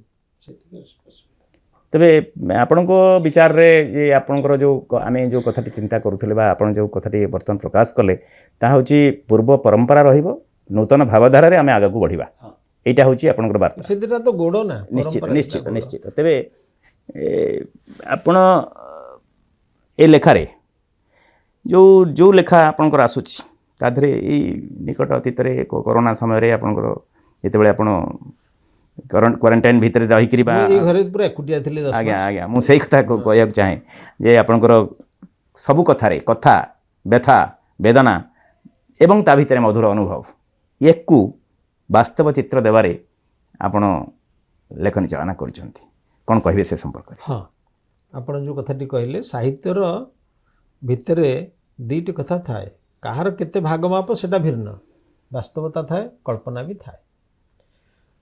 କେହି କେହି ସାହିତ୍ୟରେ କଳ୍ପନାକୁ ଅଧିକା ପ୍ରଶ୍ରୟ ଦିଅନ୍ତି କେହି କେହି ବାସ୍ତବତା ଆଧାରିତ କରନ୍ତି ଖାଲି ବାସ୍ତବତାରେ ସାହିତ୍ୟ ହେବନି କି ଖାଲି କଳ୍ପନା କରିଦେଲେ ମଧ୍ୟ ତାର ଗୋଟେ ଆଧାର ରହିବ ବାସ୍ତବତାର ଆଧାର ନିଶ୍ଚିତ। ମୁଁ ଯଦି ମୋତେ କୁହାଯିବ କାରଣ ସମାଲୋଚନା ବା ସମାଲୋଚକ ତାକୁ ଗ୍ରହଣ କରିବାଟା ତାଙ୍କ କାମ ମୁଁ ଭାବୁଛି ମୋର ଟିକେ ବେଶୀ ବାସ୍ତବତା ଆଡ଼କୁ ମୋର ଢଳିଛି ମୁଁ କମ୍ ଅଛି କଳ୍ପନା ଏବଂ ଅନେକ କଳ୍ପନା ଅଛି ଉଦ୍ଭଟ କଳ୍ପନା କାରଣ ଗୋଟେ ତ ଧାରା ତିଆରି ହେଇଗଲା ଉଦ୍ଭଟ ନାଟକର ଧାରା ହେଇଗଲା କାରଣ ମଣିଷ ଭିତରେ ଉଦ୍ଭଟତାଟା ଅଛି ସେ ଭଲ ପାଏ ସେ ଯେମିତି ପରମ୍ପରାକୁ ଭଲ ପାଏ ବାସ୍ତବତାକୁ ବି ଭଲ ପାଏ ଅନେକ ସମୟରେ ଉଦ୍ଭଟତାଟା ଆବଶ୍ୟକ ହୁଏ। ସ୍ୱପ୍ନ ସେଥିପାଇଁ ଦେଖିବେ ଆପଣ ଗୋଟେ ମାନେ ଅଦ୍ଭୁତ ସ୍ୱପ୍ନ ଦେଖିବେ ଯେଉଁଟାକି ବାସ୍ତବ ଜୀବନ ସହିତ ଗୋଟେ ଛେଳିଟେ ସିଂହକୁ ଭୁସିକି ମାରିଦେଉଛି ତା ଅର୍ଥ ସେ ଆମର କୁହାଯାଏ ଯେ ସେଇଟା ଗୋଟେ ଡିଫରେଣ୍ଟ ମେକାନିଜମ୍ ଆପଣଙ୍କ ମନ ଭିତରେ ଯେଉଁ ଦୁଃଖ ଅବସୋଷ ସେ ବାଟ ଖୋଜୁଥାଏ ଏମିତିଆ କଥା ଦେଖିକିରି ନିପାରିଲା ମଣିଷ ସିଏ ସେଗୁଡ଼ା ଦେଖେ ସବୁ ଇଏ କରେ ସେମିତି ବହୁତ କଥା ଅଛି। ତେଣୁ ଏଇ ମଣିଷର ଯେଉଁ ଉଦ୍ଭଟ ପରିକଳ୍ପନା ସେଥିରୁ ତ ବହୁତ ଅସମ୍ଭବ କଥା ସବୁ ଆସିଛି ଆପଣ ଭାବୁନାହାନ୍ତି ନ୍ୟୁଟନ ବସିଛନ୍ତି ହାତ ଟିକେ ଖସି ପଡ଼ୁଛି ସେ ହେଉଛନ୍ତି ଉପରୁ କାହିଁ ଗଲାନି ତଳକୁ ଆଇଲା ତାକୁ ସମସ୍ତେ କହିଲେ ଗୋଟେ ଉଦ୍ଭଟ ପରିକଳ୍ପନା ତଳକୁ ପଡ଼ିବ ନା ଗୋଟେ ଉପରକୁ ଯିବ କିନ୍ତୁ ସିଏ ହିଁ ବାହାର କଲେ ଯେ ମାଧ୍ୟାକର୍ଷଣ ଶକ୍ତି। ତେଣୁ ଉଦ୍ଭଟ ଭାବନାର ବହୁତ ଆବଶ୍ୟକତା ଅଛି କଳ୍ପନାର ତ ବହୁ ଆବଶ୍ୟକତା ଅଛି। ସେ ଯେଉଁ ଶିଶୁକୃଷ୍ଣଙ୍କ ମୁହଁରେ ଯଶୋଦା ମା ଦେଖିଛନ୍ତି ବିଶ୍ୱ ବ୍ରହ୍ମାଣ୍ଡ ସେ ତ ଗୋଟେ କଳ୍ପନାର ଗୋଟେ ବିସ୍ତାରିତ ଭୂମି ସାହିତ୍ୟ ବିନା କଳ୍ପନାରେ ହେବନି କିନ୍ତୁ ତାର ଅର୍ଥ ନୁହଁ ଯେ ବାସ୍ତବତା ସେଥିରେ ମୋଟେ ରହିବ। ତେଣୁ କେତେ ବାସ୍ତବତା ରହିବ କେତେ କଳ୍ପନା ରହିବ ସେଇଟା ସାହିତ୍ୟିକର ମଗଜ ଉପରେ ନିର୍ଭର କରେ କାରଣ ତାର ଲୋକଗ୍ରାହିତା ଯଦି ନ ରହିବ ଯେଉଁ କଥାଟି କହିବାକୁ ଚାହୁଁଛ ତାହା ଯଦି କହି ନପାରିଲ ତାହେଲେ ମୂଲ୍ୟହୀନ। ନିଶ୍ଚିତ। ତେବେ ଆପଣଙ୍କର साहित्य सृजनी क्षेत्र में हो कि अन्य आपण वृत्तिगत जीवन में हो आपन को अनेक पुरस्कार मिली आपन को स्वीकृति मिली ओडिशा साहित्य एकाडेमी 1987 रे आपनकर बाल पुरस्कार मिली विज्ञान एकेडमी विज्ञान एकाडेमी 1999 विज्ञान एकाडेमी पुरस्कार मिली ଆଉ ଜାତୀୟ ଶିଶୁ ସାହିତ୍ୟ ପୁରସ୍କାର ବି ପାଇଛନ୍ତି ପିଲାଙ୍କ ସାହିତ୍ୟ ବିଶେଷ ମୁଁ ଭାବୁଛି ଅନ୍ୟ ଦିଗ ପ୍ରତି ଅନେକ ଲୋକ ଭାବୁଛନ୍ତି ଇଏ ବୋଧେ କେବଳ ପିଲା ପାଇଁ ଲେଖେ ନାଇଁ ନାଇଁ ସେ ଲୋକ ଆପଣଙ୍କୁ ଯେଉଁ ଭାବରେ ଗ୍ରହଣ କରନ୍ତୁ ନା କାହିଁକି ଆପଣଙ୍କର କୃତିତ୍ୱ ପାଇଁ ଆପଣଙ୍କର ପ୍ରତିଭାପନ୍ନ କାର୍ଯ୍ୟଧାରା ପାଇଁ ଆପଣଙ୍କୁ ସ୍ୱୀକୃତି ମିଳିଛି ଯେଉଁ ସ୍ୱୀକୃତିଟା ଆପଣଙ୍କୁ ସେ ସମୟରେ ମିଳିଛି ବର୍ତ୍ତମାନ ଆପଣ ସେଟାକୁ କେମିତି ଦେଖୁଛନ୍ତି ବର୍ତ୍ତମାନ ଏଇ ଯେଉଁ ପ୍ରଶ୍ନଟି କଲେ ତାର ଗୋଟେ ମୂଳ ଅଛି ମୂଳଟା ହେଲା ଯେ କାହିଁକି ମୁଁ ବହୁତ ଲେଖିଛି ପିଲାଙ୍କ ପାଇଁ ଗୋଟେ ସମୟରେ ମୋର ଧାରଣା ହେଲା ଯେ ଆମର ପିଲାମାନେ ସେ ଆଉ ଆମ ଭାଷା ଆମ ଶବ୍ଦ ଆମ ପରମ୍ପରା ସାଥିରେ ନାହାନ୍ତି କାରଣ ଗୋଟିଏ ପିଲା ଥରେ ମୁଁ ବହୁତ ଜାଗାରେ କହିଛି ସେ କଥା ତା ବାପା ତାକୁ କହିଲେ ତୁ ଧାନ ଗଲୁ ଆଣିବୁ ପାରା ପାଇଁ ଆମକୁ ଦୋକାନରୁ ସିଏ କିଛି ବାଟ ଗଲା ଆସିକି କହିଲା ଧାନ କ'ଣ ଏଇ ଭୁବନେଶ୍ୱରରେ ମୁଁ ଆସିଲା ମନକୁ ସେତେବେଳେ ମୁଁ ତ ସେତେବେଳକୁ କହିଲି ମୁଁ ପିଲାଙ୍କ ପାଇଁ ଲେଖିଛି 76 75 ଶେଷ ଆଡ଼କୁ ଆଗରୁ ସେତେବେଳକୁ ତ ବାହାରେ ସରି 85 ଶେଷ ଆଡ଼କୁ ମୋର ତ କହୁଥିଲି ଆପଣ 83ରେ ଚାରିଟା ଗଳ୍ପ ସବୁ ବାହାରି ସାରିଥିଲା 82ରେ ଗୋଟେ ମୋତେ ସେଥିରେ ଲାଗିଲା ଯଦି ଏଇ ପିଲାମାନେ ଆମର ଯେଉଁ ଶବ୍ଦ ସାଥିରେ ଯୋଡ଼ା ହେଇଛି ଭାବଟା ତୋଟା କହିଲେ ଗୋଟେ ତାର ଆମ୍ବ ଗଛ ଥିବ କହିଲି ଆମ୍ବ ବଗିଚା ଏସବୁ କଥା ନା ତୋଟା ହାଟ ଘାଟ ତୁଠ ଏସବୁ କଥା ଗୁଡ଼ାକ ଆମ ଓଡ଼ିଆ ପିଲା ଯଦି ନ ଜାଣିବେ ତାହେଲେ କାହା ପାଇଁ ଲେଖିବା ମୁଁ ଗପଟିଏ ଲେଖୁଛି ସେ ଶବ୍ଦ ଗୁଡ଼ିକ ବ୍ୟବହୃତ ନ ହେଇପାରିବ ସହିତ ଭାବ ବି ଯିବ ସେଇଟା ଗୋଟେ ଜିଦ୍ଦି କରିକି ସେଇଥିପାଇଁ ମୁଁ ପିଲାଙ୍କ ପାଇଁ ଲେଖିବା ଆରମ୍ଭ ଆପଣଙ୍କର ସେ ଯେଉଁ କୁନା ପାଇଁ ଅନାବନା ଗୀତ ପାଇଁ ସେଇଟା ପ୍ରଥମେ ଆରମ୍ଭ କଲି ମୁଁ ତାପରେ ସେଇ ପର୍ଯ୍ୟାୟରେ ସେଇଟା କେମିତି ପାଇଗଲା ପୁରସ୍କାର ପ୍ରଥମ ବହିଟା ପାଇବା କଥା ନୁହଁ ପ୍ରଥମ ବହିଟା ପାଇଗଲା ଭଲ ବୋଲି କହିକି ଦେଇଦେଲେ ସେଥିପାଇଁ କେହି ସମାଲୋଚନା ବି କଲେ ପ୍ରଥମ ବହିଟା ପାଇଗଲା ତାଙ୍କର ଇଏ ହେଲା କିନ୍ତୁ ମୋର ଗୋଟେ ଜିଦ୍ଦି ରହିଲା ଯେ ପିଲାଙ୍କ ପାଇଁ ଗପ ଲେଖାଯିବ ଉପନ୍ୟାସ ଲେଖାଯିବ ଭ୍ରମଣ କାହାଣୀ ଲେଖାଯିବ ଜୀବନୀ ଲେଖାଯିବ ପହଳି ଲେଖାଯିବ ଗୀତ ଲେଖାଯିବ ବହୁତ କଥା ହେଇଛି ସେଇ ଧାରାରେ ଲେଖୁ ହେଇଛି ବହୁତ ମୁଁ ଭାବୁନି ମୁଁ ସାହିତ୍ୟକୁ ନେଗ୍ଲେକ୍ଟ କରିଛି ଟୋଟାଲ ସାହିତ୍ୟକୁ ତା ଦ୍ୱାରା ଯେତେବେଳେ ଯାହା ଆବଶ୍ୟକ ହେଇଛି ଯେମିତି ଧରା ଯେଉଁ ସ୍ତମ୍ଭ ଲିଖନ ସିଏ ଗୋଟେ ସାମାଜିକ ଦାୟବଦ୍ଧତାରୁ ଆରମ୍ଭ ହେଇଛି ନହେଲେ ମୁଁ ବସି ଖାଲି ଉପନ୍ୟାସ ଲିଖିଥାଏ ଆଜ୍ଞା କି ନହେଲେ ଯେମିତି ଆଧୁନିକ କବି କିଛି ଅଛନ୍ତି ସାହିତ୍ୟିକ ଯେଉଁମାନେ କେବଳ କବିତା ଲେଖନ୍ତି କିଛି ଅଛନ୍ତି କେବଳ ଗପ ଲେଖନ୍ତି କିଛି ଅଛନ୍ତି କେବଳ ଉପନ୍ୟାସ ଲେଖନ୍ତି କିଛି ଅଛନ୍ତି କେବଳ ନାଟକ ଲେଖନ୍ତି ମୁଁ ସେଇଥିପାଇଁ କହୁଥିଲି ମୋତେ ସାହିତ୍ୟ ଯେତେବେଳେ ଯେମିତି ଡାକିଛି ଆପଣ ସେଇ ବାଟରେ ମୁଁ ସେଇ ବାଟରେ ସେମିତି ଯାଇଛି ସଫଳ ହେଇଛି କି ନ ହେଇଛି ଏଇଟା ମୁଁ କହିପାରିବିନି ସେ ତ ପାଠ କହିବେ ଯାଇଛି ଆଜ୍ଞା ତେବେ ଆପଣଙ୍କର ଇଏ 3 ଦଶନ୍ଧି ଧରିକି ଆପଣଙ୍କ ଲେଖନୀ ଚଳଚଞ୍ଚଳ ରହିଛି 3 ଆଉ କ'ଣ ଇଏ ପୁରା ହେଇଗଲାଣି ହଁ 76 ମସିହାରୁ ହେଲେ 4-5 ଦଶନ୍ଧି ହେଇଗଲାଣି ତେବେ କଥା ହେଉଛି ଯେ ଆପଣଙ୍କର ଯେଉଁ ପୁସ୍ତକ ଏଇ ଜୁରିମାନଙ୍କର ଶ୍ରେଷ୍ଠ ବିବେଚିତ ହେଇକି ଆପଣଙ୍କୁ ପୁରସ୍କାର ମିଳିଛି ସେ କେଉଁ ଆଧାରରେ ହେଇଛି ବୋଲି ଆପଣଙ୍କର ଧାରଣା କିଏ କେଉଁ ଦୃଷ୍ଟିରୁ ତାକୁ ଗ୍ରହଣ କରିଥିବ ସେମିତି ତ କହିପାରିବିନି ମୁଁ କାହିଁକି ନା ଆପଣଙ୍କୁ କେଉଁଥିପାଇଁ କେଉଁ ଜିନିଷଟା ଭଲ ଲାଗିଲା ତାଙ୍କ ନିଜ ଉପରେ ହଁ ଧରାଯାଉ ଆପଣଙ୍କ ଘରେ ରୋଷେଇ ହୁଏ ଯିଏ ରୋଷେଇ କରନ୍ତି ବୋଉ କରୁଛନ୍ତି ପୋଟଳ ତାଙ୍କୁ ଭଲ ଲାଗେନି କିନ୍ତୁ ସେ ପୋଟଳ ରୋଷେଇ କରନ୍ତି ଆପଣ ଖାଆନ୍ତି କାରଣ ବୋଉ ରୋଷେଇ କରିଛି କିନ୍ତୁ ବାପା ବହୁତ ଭଲ ପାଆନ୍ତି ପୋଟଳ ଇଏକୁ ତରକାରୀକି ଆଉ ଜଣେ ଅଛନ୍ତି ଘରେ ଧରାଯାଉ ଭାଇକି ଭାଉଜ ସେ ଛୁଅନ୍ତିନି ଗୋଟେ ଏମିତି ବି ହେଇପାରେ ତେଣୁ କାହାକୁ କେମିତି କାହିଁକି ଭଲ ଲାଗିଲା ସେ ପଚାରିଲେ କହିପାରିବେନି ତାଙ୍କୁ ପଚାରିଲେ ଯଦି କହିବା ଯେ ଆପଣଙ୍କୁ ପୋଟଳ କାହିଁକି ଭଲ ଲାଗେନି ତରକାରୀଟା ସେ କହିବା ଭଲ ଲାଗେନି ତ ସେମିତି ସାହିତ୍ୟରେ ଅନେକ କଥା ଅଛି ଯେଉଁଟା ବ୍ୟକ୍ତିଗତ ସ୍ତରରେ ଆଦୃତ ହେଇପାରେ ନା ମୋତେ ଯେଉଁଟା ଭଲ ଲାଗୁଛି ବା ଆପଣଙ୍କୁ ଯେଉଁଟା ଭଲ ଲାଗୁଛି ସେଇଟା ଆଉ ଜଣଙ୍କୁ ଯେଉଁ ଭଲ ଲାଗିବ କହିହେବନି ତେଣୁ କେଉଁ ଆଧାରରେ ସେ ବାଛୁଛନ୍ତି ମୁଁ ଧରାଯାଉ ଭାବିଥିବି ଯେ ଏଇ ବହିଟି ମୋର ଭଲ ସବୁଠୁ ଶ୍ରେଷ୍ଠ ଆଉ ଜଣଙ୍କ ପାଇଁ ନ ହେଇପାରେ ଏଇ ଲେଖାଟି ମୋର ଭଲ ସବୁଠୁ ଭଲ ତେଣୁ ଏଇଟା ନିର୍ଭର କରେ ତାଙ୍କ ଉପରେ ବିଚାର ନାଇଁ ଏବେ ଆପଣଙ୍କର ଆମର ଓଡ଼ିଶା ସାହିତ୍ୟ ଏକାଡେମୀ ହେଉ ବା କେନ୍ଦ୍ର ସାହିତ୍ୟ ଏକାଡେମୀ ହେଉ କି ଅନ୍ୟାନ୍ୟ ମାନେ ସରକାରୀ ସଂସ୍ଥା ଭାବରେ ଆମେ ଯାହାକୁ ଭାବୁଛୁ ସେ ତ ଅଟୋନମସ୍ ସବୁ ଅଟୋନମସ୍ ଆମର ସ୍ୱୟଂଶାସିତ ଭାବରେ ସେମାନେ କାର୍ଯ୍ୟ କରନ୍ତି ବର୍ତ୍ତମାନ ସେତେବେଳେ ଆପଣ 86-87 ମସିହା ବର୍ତ୍ତମାନ ପାଖାପାଖି ଆପଣଙ୍କର 30 ବର୍ଷର ବ୍ୟବଧାନ ଭିତରେ ସାହିତ୍ୟ ଏକାଡେମୀ ଠିକ୍ ଧାରାରେ କାମ କରୁଛି ବୋଲି ଆପଣ ଭାବୁଛନ୍ତି ଆପଣଙ୍କ ବିଚାରରେ ଶୁଣନ୍ତୁ ସାହିତ୍ୟ ଯେଉଁ आम राज्य कथा कहुँ पुरस्कार नहीं पुरस्कार चयन रे काले काले प्रश्न उठी मुझे कहली आपको मो मतरे जो बहीटी भल से आपण जी विचारक मतरे जो भल हम गोटे कहूँ निज कहवा कथा नुह मुझे मधुबाबू जीवन को नहीं गोटे उपन्यास लिखी पगड़ी पुरुष बहुत प्रशंसा पाई कहीं मत पचार जो बहीटा पुरस्कार पाइनि धारावाहिक भाव में आपंकर गोटे बही बर्तमान इंग्लीश हो सारा हिंदी तार भी किंतु से बहीटा कौन पुरस्कार पाइनि मत पचारे जड़े पचारे कि जन पचार नहीं मुझे आपको पचारि था बर्तमान सी एक मनसी मधुसूदन जीवन आलेख्य सी गोटे माने उपन्यास भाव में लोकलोचन को आसला पाठक आदृत है लोकों पाखे बहुल संख्यार चर्चित है किंतु सेटा पुरस्कार पाइला नहीं केमती प्रश्न मो मन में जो पुरस्कार गुड़िक अच्छी तार मु कहली विचारक जो मैंने रहती मु बहुत प्रशंसा पाई कहबार नहीं मुझे से गुड़ाक पुरस्कार ये जो आनुष्ठानिक पुरस्कार जोटा आप अमक पुरस्कार कहीं पाई ना से समक पुरस्कार पाई ना से कहली मुझे जो विचारक जी मन को पाइलानी मु तो शुणिली जड़े कहले से थरे मधुसूदन को लिखाई बही पुरस्कार दिखाई जाए आउ गोटे कौन तापर किए कहले जो मधुबाबू विषय में एत कथा कौटी जानिले एगुड़ा सब कौटू आनी से कथा भी जुक्ति तेणु पुरस्कार दबा लोक जे जो मैंने था भल लगे दरकार आ सी भी निज विचार जब निरपेक्ष थे ताल हम ना भितर मो भितर अच्छी मुझे धारा जो पुरस्कार दबा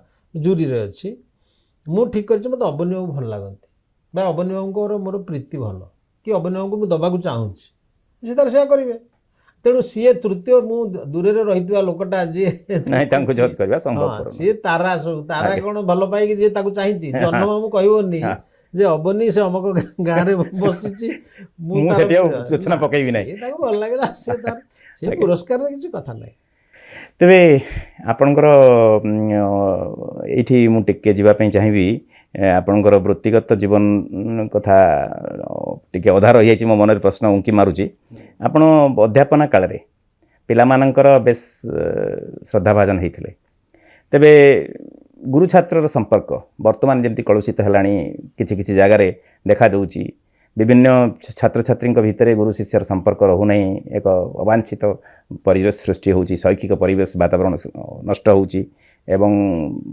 कलुषित होची कहले अत्युक्ति हेब नाही तेबे सेतेबेले आपणकर धारा गुरु छात्र संपर्क आपणक वृत्तिगत जीवन भितर केमी थिला आ एबे ता भितर कोन प्रभावित देखुचंती मो वृत्ति दृष्टि मो प्रकृति में कह भाग्यवान कहीं बहुत भल छात्र को पाई जो जो अनुष्ठान गुड़िक काम कली से अधिकांश भल जो सहकर्मी मान सहित काम कली बा जो अध्यक्ष मैंने थिले मो समय अत्यंत भल सब थे तेणु गोटे भल परिवेश भितर मुझी जदि आप कहे जो बर्तमान कलुषित होती मु दायी करी तीनोटी कथा को गोटे हूँ निजे आग शिक्षक तापर छात्र छात्री तापर व्यवस्था मु कहूँ उदाहरण आप पढ़ला बेले थिला कि ना जानी गोटे ट्यूटोरियल सिस्टम आमर थिला निश्चित पिलाटी पाठ पढ़ुचे आप गले लेक्चर देदेले जनरल क्लास रे से बुझी पार्लानी साधारण पिलाटी से जापरनी प्रोफेसर पाक तार भी सुविधा ना से केमी सारे घर को जीव ये कर किए कौ परिस्थिति अच्छी कहार माँ घरे पड़ी ये करने से जाऊँ किए दूर आसिक आसी कहार कौन असुविधा थाईपे ट्यूटोरियल बहुत साहाय्य करे मु तो से ट्यूटोरियल सिस्टम को बहुत भल पाए कारण से गोटे आंतरिकता बढ़े पिला सहित जो यार बुझीपार न सी पचार तार मिसयूज कर लोक जाती व्यवहार भी करते कि जनरल क्लास अपेक्षा ट्यूटोरियल क्लास रे छात्र शिक्षक संपर्क रे जो गोटे आसे निबिड़ता सेटा गोटे बहुत स्वागत योग्य कथा सरकार बिना विचार रे ताको उठेदेले माने व्यवस्था उठेदेला जे थला हेतल सरकार द्वितीय रहा वर्ष वर्ष धरिक अध्यापना बहुत एवं भी तो अध्यापक ना कि विचार ना जी जहाँ पारिला शिक्षा व्यवस्था रे आपण देखिए केते जे परिवर्तन होती सिलेबस परिवर्तन होची पाठ्यक्रम कहली पाठ्यक्रम परिवर्तन होची केतेबेले 10+2 केतेबेले 2+3 कौन से होची कि बुझी होनी अनेक लोक मु भावे गुरुकुलाश्रम वर्तमान पर्यंत शिक्षा व्यवस्था रे जेतिकी परिवर्तन होती भावुँ कौन से कथार परिवर्तन है शिक्षक देखिए ये ग्रांट इनियड शिक्षक ये मैनेजमेंट शिक्षक ये ये कौन तारतम्य। पारा शिक्षक से तारतम्य तांका भितरे ओह ये रेगुलराइज्ड शिक्षक ये पीएससी कन्फर्म शिक्षक ये दिथर ये जो व्यवस्था आपण एगुरा कोठी आ देखिबेनी को चाकरी रे तेणु विभिन्न प्रकार शिक्षक तांका भितर अछि धरा जो आपण यूजीसी स्केल पाउथले एबे कोन सब कटि कटि गला मुडा खबर नउनी आ आगे आपण गोटे स्केल रे अछंती सेही एका पाठ पढुचंती सेही आपण गोटे अधिका योग्य होई थाई पारे किंतु मते दरमाटा कम मिलुछि मो मन रे खबर हो ना नहीं निश्चित मु परे जन्म हेली बिली मोर सेटा नहीं किछि लोक अछंती प्राइवेट कॉलेज रे बहुत जगह रे अछंती कोन की ब्लॉक कोन सब अछि ब्लॉक ग्रांट मु एतरे पसेनी बट तेबे कारण ए व्यवस्थाटा को भलो करिवा पई समस्त कहिबे शिक्षाटा होछि मूलदुआ कथाटी कहिबे किंतु एते सरकार गलेनी मु तो थिली कोन ए सरकार सब मु बुझी पारेनी मु पुरी कॉलेज रे प्रिंसिपल थिली माने इट इज ऑन रेकॉर्ड 100 अध्यापक दरकार से जेतिकी छात्र छात्री थिले से कॉलेज रे सामंत चंद्रशेखर कॉलेज पुरी मु जते बेले प्रिंसिपल हेली सेठी दायित्व नेली प्रिंसिपल कोन इंचार्ज प्रिंसिपल आगे 36 अध्यापक अध्यापिका जड़े प्रिंसिपल 36 जन 100 जन जगार 36 की सरकार की व्यवस्था ये कौन शिक्षा कथा मु कहबी मो तो कहले मो भितर माने विरक्ति भाव आसियो की कष्ट जे हिची 100 जन जोठी दरकार सेते बेले सेठी 36 जन एवं जहाँ को आपण कहला से सब वयस्क ना काहू 55 काहू 56 काहर बाहरलानी रोग कौन हिची केही दायित्व नेବାକୁ प्रस्तुत नुह कंट्रोलर भाव किए प्रस्तुत नुह किए ये एडवाइजर प्रस्तुत नुह किए से आमक दायित्व सब प्रस्तुत नुह प्रिंसिपल टा कोन करि पकेबो चाकरी जीवन रो शेष पिला पर्याय कोन करिवे आगे मु सेथिबे कहबी यदि शिक्षा व्यवस्था आज धुलिसात हेछि सेथिबे व्यवस्था दायी निश्चित केही मु तो आज जाय देखिनी एबे जाइथिले गोटे कॉलेज को मु से कहउथिली केही अभिभावक कथाटी उठेलेनी मध्ये जे ट्यूटोरियल टा कहीं काटि देलो केही अभिभावक आज जाय कहू नाहंती जे काहे कि शिक्षक नाहंती तम अध्यापक नाहंती पढ़ा होछ कोन लोक कहउचंदी मु देखुची प्राइवेट रे भी हां आपण मु कहबी अभिनव कोड पढौचंदी आपण पु की कॉलेज से देखिबे ए हमक करछि से कॉलेज इंटरनेशनल स्टैंडर्ड रो आगे क्लास रूम रे सब अछि एसी पढेबो आगे ये कांथबाड़ सब पढ़ेबे शिक्षक नाहंती ये जो कथा दिए जेटा व्यवस्था करछि ताको ये व्यवस्था वर्तमान बहुत सब स्टैंडर्ड से व्यवस्था अनुसार सब स्टैंडर्ड डॉक्टर सब स्टैंडर्ड इंजीनियर सब स्टैंडर्ड एमए सब स्टैंडर्ड एमएससी चारिआडे भर्ती हो गले तने आपणको विचार रे वर्तमान व्यवस्थार आमूलचूल संस्कार हवा दरकार निहाती आपण मु कहूची आपण मु राजनीति विज्ञान छात्र मते आपण तो पचारिबे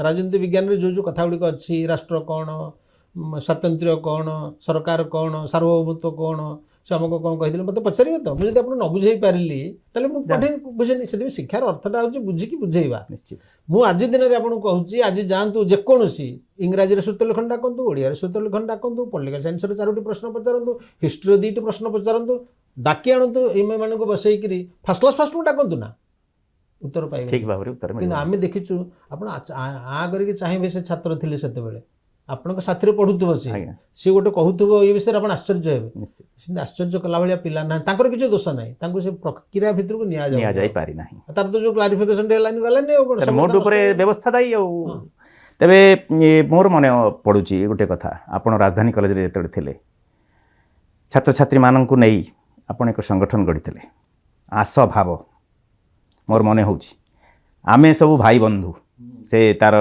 व्याख्या करके आपण बुझेइथिले मु भी से किसी दिन संपर्कित होती केमती केबे केबे जाइए आपन से अनुष्ठान पाखक एवं से तत्कालीन आभिमुख्य आपनर कौन थिला पिलामानक भितर आत्मीयता बढ़ाइबा पिलामानक प्रति संपर्कित होई पिलामानकु एक शृंखलित जीवन दिग्दर्शन दवा ना कौन थिला सेतबेलर आभिमुख्य प्रथम कथा होची मु कर नथिली सेटा आपन दिग्दर्शन नहीं थिला बोली मु जा जानि हमर मोर माने अछि राजधानी कॉलेज 1 नंबर हाट ये तापर गला से नुआ जगह को जो बरमुंडा दिन देखला बेलू आम बोधे शांतनाचार्य सार थे प्रिंसिपल सर सर पिला माने कौन कर गोटे रूम को जबरदस्त पका ये करी कमन रूम भाया लिखी बेनुहुर क्लब मो कानू कथा सला बोल हरे कथा कर मु बदनाम कहीं कर ना सर आम ये बसबू ये कर मुझे आगली भाते काम तापर आमर ता आगुरी एटा कथाटा सी आम देवप्रसाद परिजा जे कर संभावना सी सब लगे था गोटे किसी संगठन करा जाऊ जो थे सांप्रतिक समस्या पाठ तो आम पढ़ुचु सांप्रतिक समस्या विषय में देशर बाहर सब आलोचना होता बसिक है नाटा को मुझे ଯେ ଆମେ ସର୍ଟ ଫର୍ମରେ ଶୁଭୁଥିବ ଭଲ ଏବଂ ଇଏରେ ଫିଟେଇ ଦେଲେ ତାକୁ ଭଲ ଶୁଭିବ। ତେଣୁ ଆସ ଭାବ come and think let us think together ଏଇଭଳିଆ କଥାଟା। ତେଣୁ ଆମେ ସବୁ ଭାଇ ବନ୍ଧୁତା ଭିତରେ ରହିଲା କଥାଟା। ତେଣୁ ସେଇଟା ତାଙ୍କ ମନକୁ ପାଇଲା ପରେ ଆସଭାବ ସଂଗଠନ ଗଢ଼ାଗଲା। ସେମାନେ ସବୁ ତା ଦେହରେ ମୁଁ ସଭାପତି ଥିଲି। ତାର ସେମାନେ ଆବାହକ କିଏ ରହିଲା, ପିଲାମାନେ ସେଇ ସବୁ ଥିଲେ। ଦେବ ଲିଡ୍ କରୁଥିଲା ସେ ସବୁ କଥା। ଦେବ ପରିଜା, ଅପୂର୍ବ ମହାନ୍ତି, ଅପୂର୍ବ ଥିଲା, ସେମାନେ କେତେଥର ଡାକିଛନ୍ତି ମତେ ସେ ଅନୁଷ୍ଠାନ ପାଖକୁ। ସାହାଣୀ ଥିଲା, ଆଜ୍ଞା ବହୁତ ବଢିଆ ଚାଲିଥିଲା। ଆଜ୍ଞା ଆଜ୍ଞା ସେତିକିବେଳେ କ'ଣ ହେଲା, ଏଇଟା ହେଉଛି 90-91 ମସିହାର କଥା, କଥା। 90 ମସିହା କଥା ବୋଧେ। ମୁଁ ସେତିକିବେଳେ ନେଲି ଷ୍ଟଡି ଲିଭ୍ ରିସର୍ଚ୍ଚ ପାଇଁ। ତେଣୁ ମୋତେ ଛାଡ଼ିବାକୁ ପଡ଼ିଲା କଲେଜ। ତେଣୁ ମୁଁ ଯେତେବେଳେ କଲେଜରୁ ଛାଡ଼ି, ପିଲାମାନେ ମନା କରୁଥିଲେ ନାଇଁ ସାର୍ ଆପଣ ଗଲା ହେରେ ପରେ ବି ଥାଆନ୍ତୁ, କ'ଣ ଅସୁବିଧା ହେଉଛି। ମୁଁ ସେଟା ଠିକ୍ ଭାବିଲିନି। କିନ୍ତୁ ପରବର୍ତ୍ତୀ କାଳରେ ଯେଉଁମାନେ ଯାହାକୁ ଦାୟିତ୍ୱ ଦିଆଗଲା ଯେ ନେଲେ, ଆଉ ସେ ସେମିତି ଚାଲିଲାନି।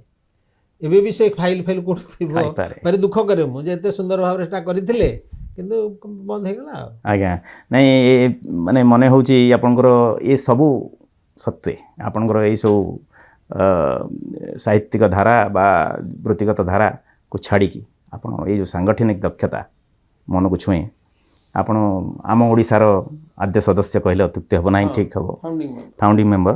ଇଟିକିଲି ମିଟିକିଲିର ଆପଣ ସଭାପତି ନା ଅଧ୍ୟକ୍ଷ ଥିଲେ। ଆଜ୍ଞା ଆପଣ ଜନଜାତି ଶିଶୁମାନଙ୍କ ପାଇଁ ଆପଣ ସର୍ଗୀ ଫୁଲ ଗୋଟେ ଆଜି ଦେଖୁଥିଲି ତ। ଆଜ୍ଞା ଆଜ୍ଞା ହଁ ତାକୁ ଇଏ କରନ୍ତି। ତାପରେ ଶିଶୁ ଲେଖା ବି ଶିଶୁ ଲେଖା ନବପଲ୍ଲବ କରୁ, ଆଜ୍ଞା ଆଦିବାସୀ ପିଲାମାନଙ୍କର ସହର ପିଲାମାନଙ୍କୁ ଆପଣ କିଛି ଦିନ ବି ସମ୍ବାଦର ଯେଉଁ ଫୁଲଝରି ତାର ସମ୍ପାଦନା, ପିଲାଙ୍କ ସମ୍ବାଦ ବି କରୁଥିଲେ। ତେଣୁ ଏସବୁ ଭିତରେ ଆପଣଙ୍କର ଏଇ ଯେଉଁ ଜନଜୀବନକୁ ବହୁ ଭାବରେ ଉଦ୍ବୁଦ୍ଧ କରିବା ପାଇଁ ଆପଣଙ୍କର ଏଇ ଯେଉଁ ସମ୍ପୃକ୍ତି এই অনুষ্ঠান ମାନଙ୍କ ସାମାଜିକ ଅନୁଷ୍ଠାନ ହେଉ ବା এই ସାହିତ୍ୟ ଅନୁଷ୍ଠାନ ହେଉ ବା এই ସମ୍ବାଦ କ୍ଷେତ୍ରରେ ବା ଖବରକାଗଜ ସହିତ ଜଡ଼ିତ ହେବାର ହେଉ, ଏସବୁ ସମ୍ପର୍କରେ ଆପଣ ଦର୍ଶକମାନଙ୍କୁ କ'ଣ କହିବେ? ମୁଁ ପ୍ରକୃତରେ ଭାବିକି ଯେ ଏଇଟା କଲେ ୟା ହେବ କିନ୍ତୁ କରିନାହାନ୍ତି। ମୋତେ ଯେଉଁଟା ଭଲ ଲାଗେ ମୁଁ କରିଛି। ଏବଂ ଭଲ ଲାଗିବା ପ୍ରକ୍ରିୟାରେ ଭଗବାନଙ୍କର ଆଶୀର୍ବାଦ ହେଉଛି ମୋତେ କୌଣସି ଖରାପ କଥା ଭଲ ଲାଗେନି। ଧରାଯାଉ ମୋତେ ଲାଗନ୍ତା ଯେ ମୁଁ ମଦ ପିଅନ୍ତି, ଭଲ ଲାଗନ୍ତା ମୋତେ। ମୁଁ ସିଗାରେଟ୍ ଆଣନ୍ତି, ଭଲ ଲାଗନ୍ତା ମୋତେ। କି ମୁଁ ଯେ ମନ୍ତ୍ରୀମାନଙ୍କ ଘରକୁ ଧରାଧରି କରିକି ସେ ଅମକ ପୋଷ୍ଟ ପାଆନ୍ତି, ଭଲ ଲାଗନ୍ତା ମୋତେ। ସେମିତି ମୋ ମନ ଭିତରୁ କେବେ ଆସିନି, ମୁଁ କରିନି। ତେଣୁ ମୁଁ ଭାବୁଛି ଯେ ଏଇ ଯେଉଁ କଥା ଆପଣ କହିଲେ ସମ୍ପାଦନା କରିବା ବା ଲେଖିବା ବା ସାଂଗଠନିକ କାର୍ଯ୍ୟରେ ଯୋଡ଼ି ହେବା ମୋତେ ଭଲ ଲାଗେ ବୋଲି ମୁଁ କରେ। ତେଣୁ ଆପଣ ଯେଉଁ ପଚାରୁଛନ୍ତି କ'ଣ କହିବେ ସେ ବିଷୟରେ, ମୁଁ ଭାବେ ସେଇ କଥା ଯାହା ଆପଣଙ୍କୁ ଭଲ ଲାଗୁଛି କରନ୍ତୁ, କିନ୍ତୁ ତା ସାଥିରେ ଅଣ୍ଡରଲାଇନ୍ ରହିବ କଥାଟା ଯେ ତାହା ଯେମିତି ଅନ୍ୟର ଉପକାର କରୁ, କ୍ଷତି ନ କରୁ। ସାହିତ୍ୟ ତ କହିଲେ ମାନେ ଯାହା ଲୋକର ହିତ ସେଥିପାଇଁ କହେ ଯେଉଁଥିରେ ଯେଉଁ ସାହିତ୍ୟରେ ଲୋକଙ୍କ ସହିତ ରହିକି ସାହିତ୍ୟ ଘୃଣା, ଅନ୍ୟ ପ୍ରତି ତାଚ୍ଛଲ୍ୟ, ଈର୍ଷା, ନିନ୍ଦା ତାର ଉଦ୍ଦେଶ୍ୟ, ସେମିତି ସାହିତ୍ୟ ତିଷ୍ଠେନି, ରହିବନି। ସେ ସାହିତ୍ୟ ନୁହେଁ, ସେ ନିଶ୍ଚିତ ମୂଳ କଥା ହେଲା ଆଶା ସଞ୍ଚାର କରିବା। ତେବେ ଆପଣଙ୍କ ଯେଉଁ ସ୍ତମ୍ଭ ଲେଖାରେ ଆପଣ ଅନେକ ଦିଗ୍ଦର୍ଶନ ଦେଇଛନ୍ତି। ଗାନ୍ଧୀ ବିଚାର ଧାରାରେ ଆପଣ ଅନେକ ସ୍ତମ୍ଭ ଲେଖା ଲେଖନ୍ତି। ଗାନ୍ଧୀଙ୍କ ବିଷୟରେ ଅନେକ ତଥ୍ୟ ବି ଦେଇଛନ୍ତି। ମଧୁବାବୁଙ୍କ ସମ୍ପର୍କରେ ଯେଉଁ ପଗଡ଼ି ପୁରୁଷ କଥା କୁହାଯାଉଥିଲା, ଆପଣ ସେ ତାଙ୍କ ଜୀବନ ଆଲେଖ୍ୟ ସ୍ୱତନ୍ତ୍ର ଜୀବନୀ ବି ହେଇପାରେ। କଥା କହୁଛନ୍ତି, ପ୍ରକୃତରେ ମୁଁ ଆରମ୍ଭ କରିଥିଲି ପ୍ରଗତିବାଦୀରୁ। ଆଜ୍ଞା ତାପରେ ଧରିତ୍ରୀରେ ଲେଖୁଥିଲି ଅମନ୍ତୟ ଧରା, ସାମାଜିକ କଥା। ତାପରେ ସମ୍ବାଦରେ ଅଙ୍କା ବଙ୍କା ନଈ, ସମ୍ବାଦରେ ଆଉ ଗୋଟିଏ ମଧ୍ୟ ସିରିଆଲ କରିଥିଲି ପଶାପାଲିର ପରିସର, ଏଇ ଯେଉଁ ରାଜନୈତିକ ଏସବୁ କଥାକୁ ଆଲୋଚନା କରୁଥିଲି। ତାପରେ ଦୀର୍ଘ ଦିନ ଧରି ବାହାରିଲା ବହି ହେଇକି ସବୁ ବାହାରି ସାରିଛି। ଏଇ ଯେଉଁ କ'ଣ ଲେଖୁଥିଲି ମୁଁ, କହିବାର ଅଛି। ସେଥିରେ ମୋର ଯାହା ଆସିଲା, ଯାହା ଦେଖିଲି, ଯାହା ଶୁଣିଲି, ଯାହା ଭାବିଲି, ଯାହା ମନକୁ ଆସିଲା, ମାନେ ସାମ୍ପ୍ରତିକ ପରିସ୍ଥିତିକୁ ନେଇକି ଆପଣଙ୍କର ବହୁତ ଲେଖିଲି। ତାପରେ ହଠାତ୍ ମୋତେ ଆସିଲା, ମୁଁ ରାଜନୀତି ବିଜ୍ଞାନର ଅଧ୍ୟାପକ ଥିଲି। ଆଉ କାକଟପୁରରେ ଗୋଟେ ସଭାକୁ ଯାଇଥିଲି ସମ୍ବିଧାନ ଉପରେ। ମୋତେ ଜଣେ କହିଲେ ଆପଣ ଲେଖୁନାହାନ୍ତି, ଆମେ ସେ ବିଷୟ ଯେଉଁଗୁଡ଼ା କହିଲେ ଆଜି ସେଇଟା ଆମେ ଟିକେ ସମସ୍ତେ ଜାଣନ୍ତେ, ଲେଖନ୍ତୁ। ମୁଁ ଆସିକରି ଆରମ୍ଭ କଲି। ପ୍ରଥମେ ଲେଖୁଥିଲି ଯେ ଆମ ସମ୍ବିଧାନ ଆମ ଧର୍ମଗ୍ରନ୍ଥ, ତାକୁ ବଦଳେଇ ଦେଲି ସମ୍ବିଧାନ ନାମା କରିକିରି। ସେ 62ଟି ଇନଷ୍ଟଲମେଣ୍ଟ ବାହାରିଛି, ତାକୁ ସାରିଦେଲି। ଏବେ ସେଟା ବହି ହେଇକି ବାହାରିବ। ତାପରେ ଏବେ ଆରମ୍ଭ କରିଛି ସନାତନର ସ୍ୱଗତୋକ୍ତି। ସନାତନ ହେଉଛି ଗୋଟେ କାଳ୍ପନିକ ଚରିତ୍ର। ହଁ, କାଳ୍ପନିକ ଚରିତ୍ର ଯେ ସବୁବେଳେ ଅଛି ମୂଲ୍ୟବୋଧ ସାଥିରେ, ଯେଉଁଟା ଚିରନ୍ତନ ମୂଲ୍ୟବୋଧ। ତେଣୁ ତାର ସ୍ୱଗତୋକ୍ତି ମାନେ ଆମର ଇଂରାଜୀରେ ଯେଉଁ ସଲିଲୋକି କହନ୍ତି, ସେ ଯାହା ନିଜେ ଅନୁଚିନ୍ତନ କରୁଛି ତାକୁ ଅଭିବ୍ୟକ୍ତ କରିବ। ମୁଁ ସେଇଥିରୁ 4-5ଟା ମଧ୍ୟ ଆରମ୍ଭ ହେଲାଣି, କାରଣ ସମାଜରେ ତ 15 ଦିନରେ ଥରେ ସେ ବାହାରୁଛି।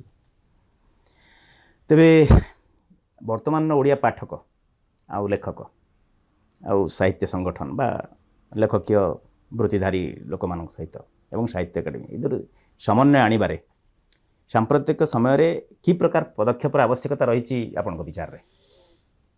हाँ बहुत बर्तमान लिटरेरी फेस्टिवल्स होची सरकार तरफ विभिन्न सम्मिलन होची जयंती उत्सव सब होची से भी साहित्यिक मैंने सामिल होती मुझे भावुची एगुड़ाक बेसी सहर भित्तिक न हो ग्राम भित्तिक हो किसी किसी गाँव भी करूँगी किंतु जेते अधिक ग्रामांचल को ग्रामांचल जनजाति अंचल हम लोक मैंने साहित्य को भल पाए समस्त साहित्य को भल पाती जनजाति जीवन में साहित्य तो बहुत भूमिका अच्छी निश्चित से तो स्वाभाविक कवि स्वाभाविक गाल्पिक ताकर जिते गप कथा सब अच्छी अद्भुत कथा सब अच्छी तेणु साहित्य कौटी ना किंतु साहित्य को लेकिन सम्मेलन जोटा आम आरंभ करते हरकृष्ण महता विश्व मिलन और एवं भी विभिन्न जगह किंतु मोर दुख होची जे अधिकांश ये जो सभा समिति सहर भित्तिक हो जाठू कम होची ग्रामांचल ताठू कम आहरी होची बहुत दूर दूर जगह अच्छी जनजाति जगह जोटी से गुड़ाक होनी जदि आप भावुना गोटे तांकरी गप सब पढ़िकी ये करी अनुशीलन करी